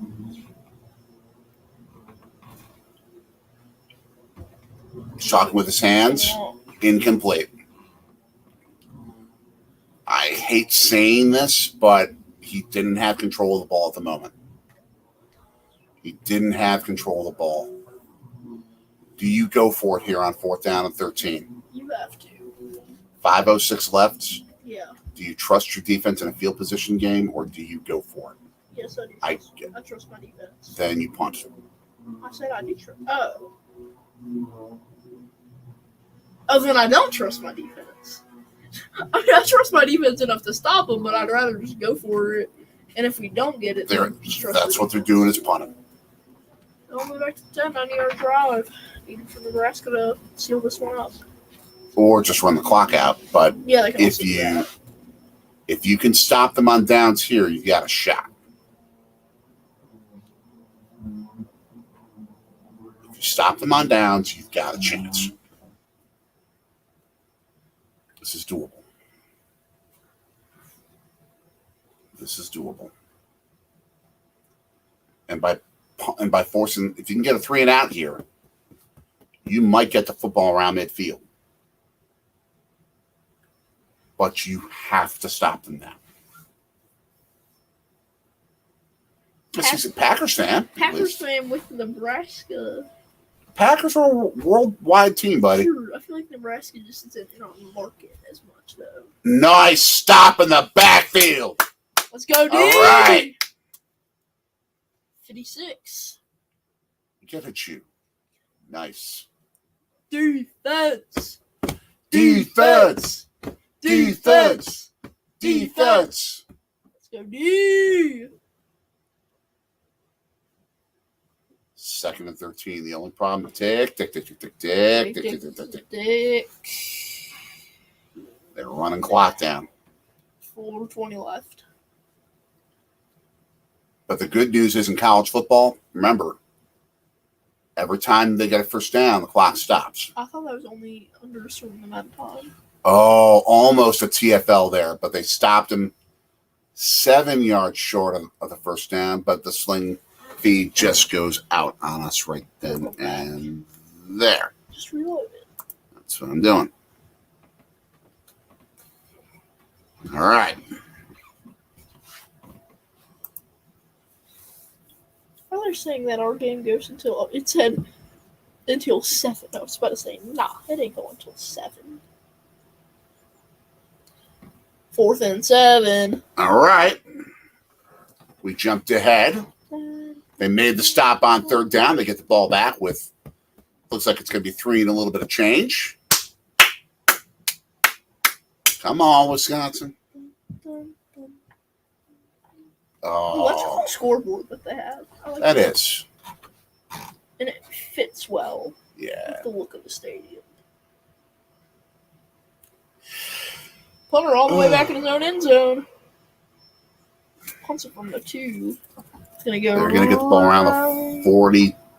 It's going to be around midfield. 50. Yep. Oh, he tried to hurdle the dude. They only have to go half the field to win this game. Mm-hmm. That was a good move to punt the ball. Yeah. Trust your defense. Much better odds there than Graham Mertz getting a first down on 4th and 13. TCU in Baylor territory. Oh, man. They got to get the 2 with 2:13 left. Oh, man. That could shape up interesting. Oh. TCU gets in. They're going for the 2 to tie it. Wow. Playoff hopes on the line here. Down in Waco. Dave Aranda, the former Wisconsin defensive coordinator. Which is why, again, if you have the automatic bid for a conference champion in a Power 5, this regular season loss doesn't kill you. Yeah. They failed. They failed, Toll. So with about 2 minutes left, Baylor up 2. Field goal can set them up. Nice touchdown. Almost clinches it. Well, then there's only a couple minutes left, so Yeah, exactly. TCU's going to go onside kick here. Yeah, that's true. They're on a 2-minute warning, probably. Oh, jeez. The Illini driving in Michigan territory, too. Man. Keep eyes on that game. Up on Michigan. Yeah. Toll, I know you would be going off if Michigan lost that game.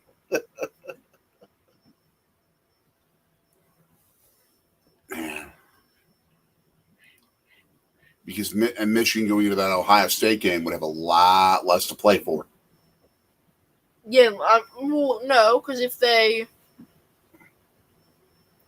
Oh, and also, if Illinois wins, that knocks Wisconsin out of contention, no matter what happens in this game. True.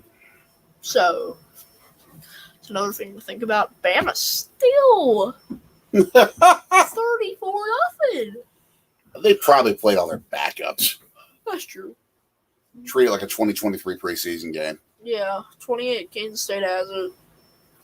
Too. Kansas State, if they win and Texas loss today equals Kansas State clinching their berth to the Big 12 championship.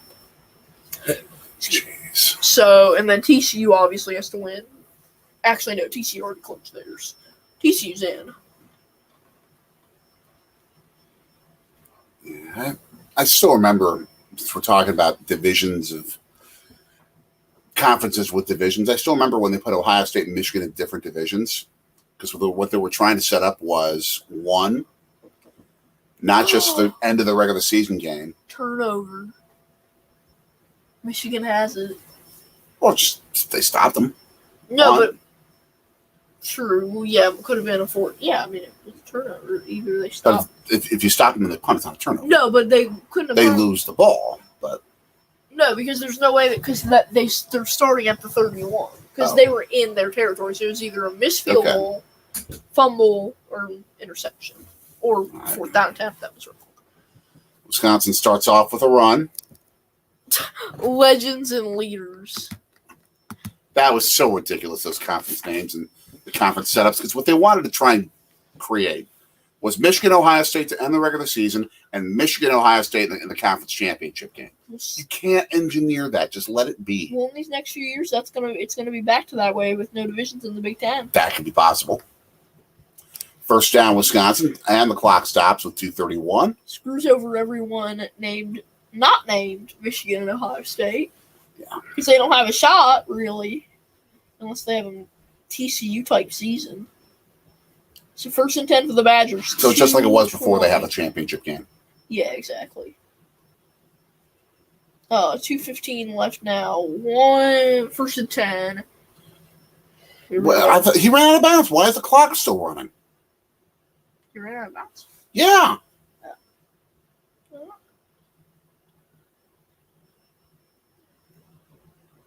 One.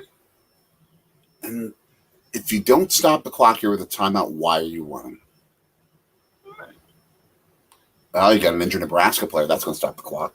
Kansas State touchdown, 35-19. They're West Virginia's getting blown out. There's no point in firing Coach Brown this week, right? Well, according to what Golden Blue did, said they're not going to fire him at all. Yeah. And I get why with the firing of Lions. But at this point, I think Gordon Gee should just fire him. The president. President Gee should just get rid of him. So just out. Out now. Just out. Get out of here. I have a bit of an issue with Gordon Gee being the president there. He was not great at Ohio State when he was the president there. Oh, you didn't know that he was the president at West Virginia? I knew that. Oh, okay. I'm just saying I think the issue might be himself. Oh, okay. Man. It's crazy. Wisconsin has been to 20 consecutive bowls. When I was born, the idea of going to 20 consecutive bowl games was ridiculous. Yeah. They've grown so much as a program, but they've stagnated. Finally, they're throwing the football. Wide open! Did he catch it? Yes!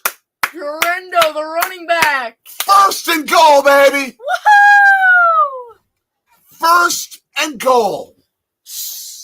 Let's go! Woo! Let's go, Badgers. Let's go, Oh, Badgers. nice. Let's go, Badgers. But that's where if Graham Mertz throws it perfectly accurately, that's a touchdown because he doesn't have to leap. That's true. But they're in business. Just run the ball. And you can do that because you got 3 timeouts in your back pocket. And they're just wind down the clock. If you can get a touchdown here, just,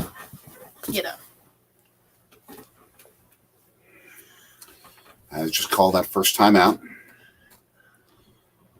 51 seconds. You can run whatever you want in your play arsenal here. Yeah. Don't have to throw it if you don't want.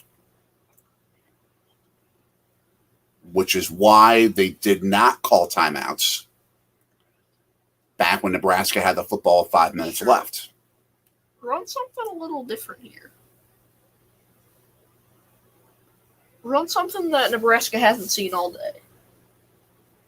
Show them something they don't expect on this play. Yep.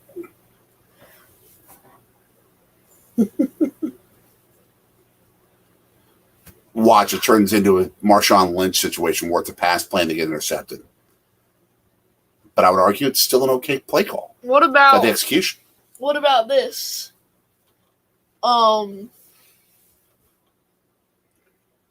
Bring Braylon Allen back in the game, and you run a flea flicker. Braylon Allen throws it. The man Touchdown. can't run. True. That's why I'm saying put him in at quarterback. But he can't even step. Okay, that's true. Fair. They say 53 seconds. They got 2 fullbacks. And now Nebraska has a call timeout because they had 2 fullbacks. You see, there's a purpose for fullbacks. Yeah, just mess them up and then take them off the field, and then that'd be really smart. Run 2 fullbacks and then replace those 2 fullbacks, take them out, and then Nebraska will be like, "What's this? You run 2 fullbacks and then you don't." Why are we showing these coaches? Because they are coaches at their alma maters. Ah, okay, that makes sense. I thought you were just showing. I thought they might have been showing NFL players that are coaches. True. Did Pat Fitzgerald play in the Yeah. NFL? What about the Nebraska coach, Mickey Joseph? Yeah, he played. If you're aware, but he played in Oh, the so NFL. they're all NFL guys. Fullbacks! Fullbacks!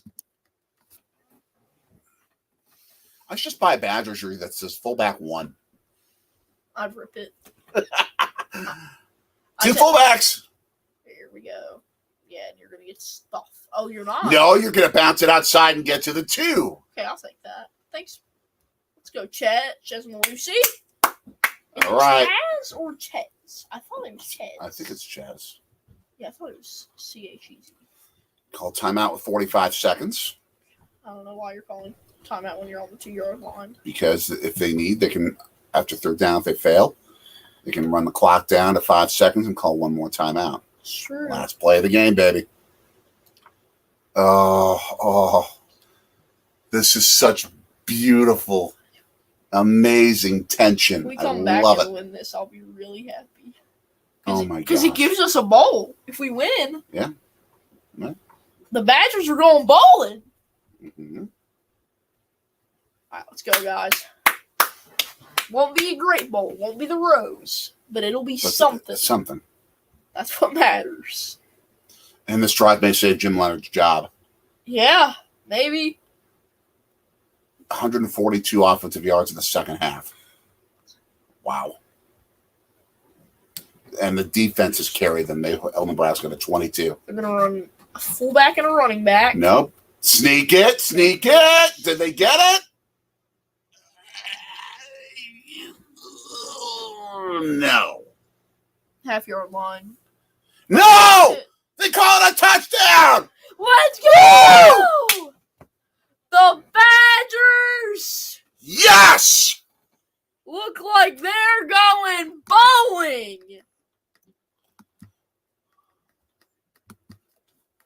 Wow. Now they're going to go for 2 here. Because if they Smart, get very smart. it becomes a field goal game and a Nebraska field goal ties it, and they've got time to move the ball down the field Oh, a yeah, little Mertz bit. got it. Mertz got it. No doubt, Mertz got it. He's a Oh, Ross. wow. Look at this. Beautiful That blocks. is a spectacular job by that offensive line. Yes. Wisconsin's more O-line you than running back you. we see that Wow. yeah, touchdown. He was in by 2 or 3 yards. Yeah. I mean, that was a ridiculously effective quarterback sneak. Just nuts. So Mertz Just is gonna top this nuts. guy. Here comes the play call. Oh, Here man. we go. Now they run 5 wide. I love it. They're running 5 wide. That's 4 No, wide. 4 wide with an RB. Mertz is gonna run. didn't get it. He's short. He didn't get it. Okay, 15-14. All right. Nebraska has 35 seconds. Oh. 35 seconds will decide if Wisconsin's going bowling or not this week at least. We ain't done yet, but fullback you. I hate fullbacks! Not the people personally, just the position. I hate the position. I despise it. Man, we got to have you talk with Stacy sometime, our friend from out in Colorado. I just don't like what it was. She is like the John the Baptist for fullbacks. Oh, I just don't.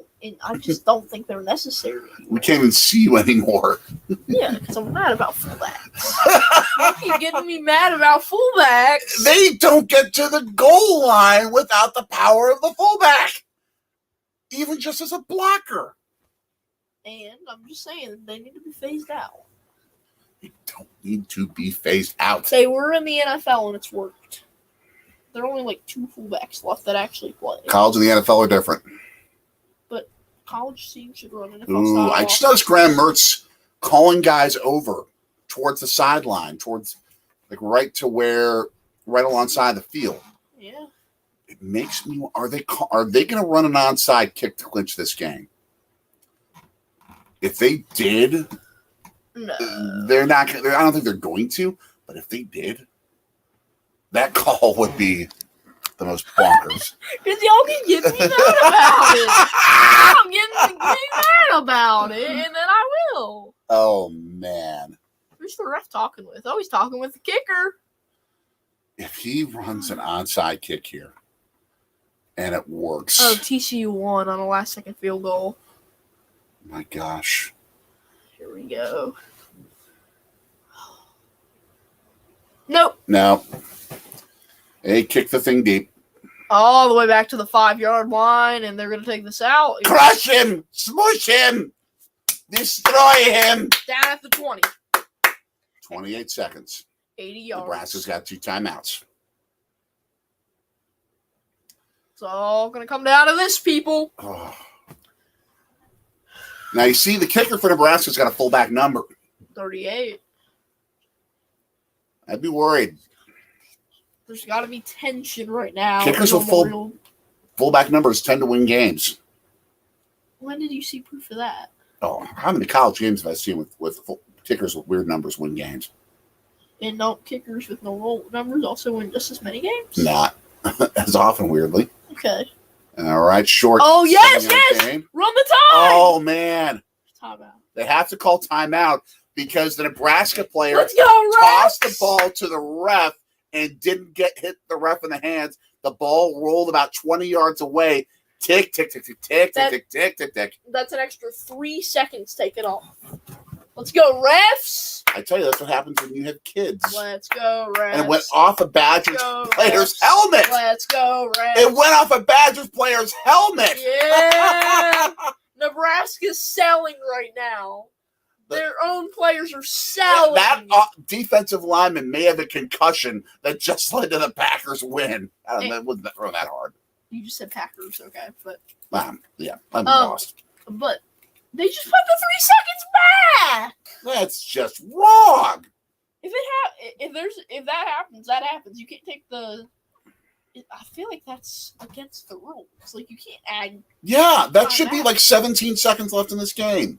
If I'm Jim Leonard, I am all over those refs. Yeah, that's against the rules. Clemson, Miami, Stat Sheet Sports Boy is there, is at the game. but Pigskin Pete, Traveling Fool, Sucker Billy Paul, and Slim Shady Canes, all from the college football community, they all went, and half Miami, half Clemson fans. Sack time! 14 seconds left, about to be third down. But they rented out an Airbnb near Clemson, and Okay. they're 14 seconds left, timeout called. GBD. I That's think going to be it. GBD went and tailgated with him this morning. Nice. Oh, West Virginia down only 10 now, 35-25, 6:56 left in the second. Man. So TCU does win. They hold on against Baylor. Yeah, Michigan's still losing to Illinois. I was about to mention that, Vic. That's going to be a Big East basketball score between Kansas State and West Virginia. Maybe we'll see. Well, it would be 50. Like 70-50 or 70-60 or something like that. That's like when you play. I mean, it won't continue in the second half. But I'm sure it will. you think all that scoring? Yeah. Maybe on Kansas State, but West Virginia. Right? Yo. Here we go. Nebraska throws complete. First down, out of bounds, 9 seconds. They got time for 2 plays. Yeah, what they're going to probably try and do is have one play complete down the field for down the sidelines. Yeah, because they don't got no timeouts. Let's go. Don't have any timeouts left. Yeah. Deep ball. Was that picks? Nope, out of bounds or just incomplete. Last play of the game, Oh, baby. here we go. It's all going to come Last out play of of the this. game. How about that? Florida lose. I already showed that one. Florida to Vandy. Here we go. Game on the line right here.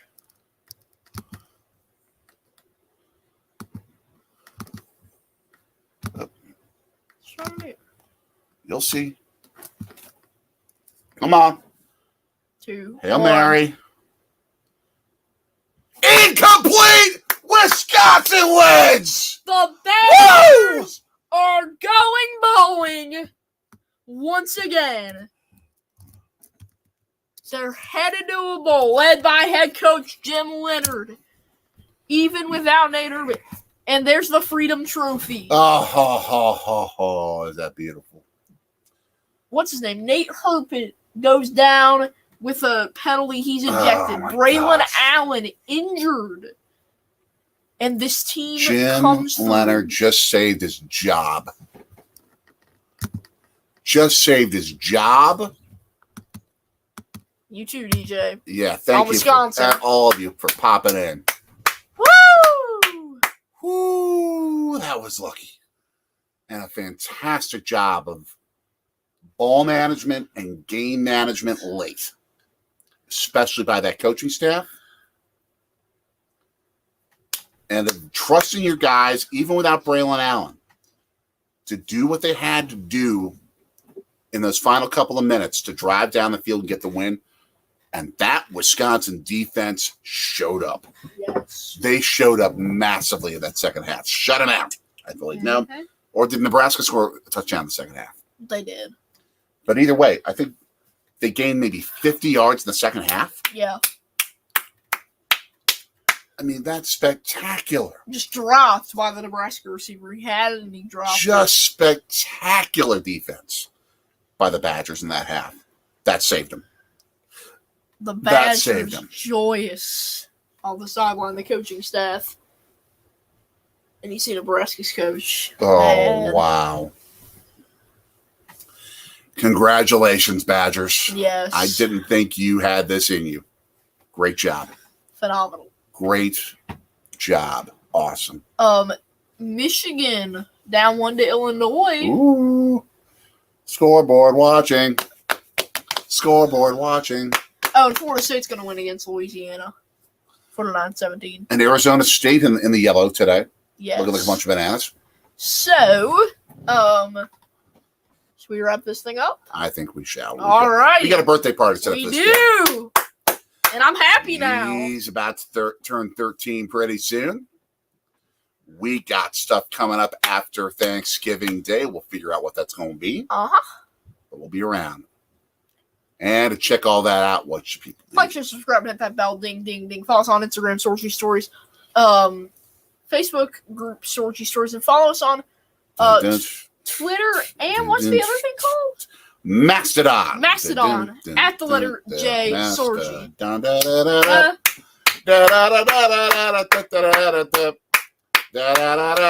For Daddy, I'm Little Dottie.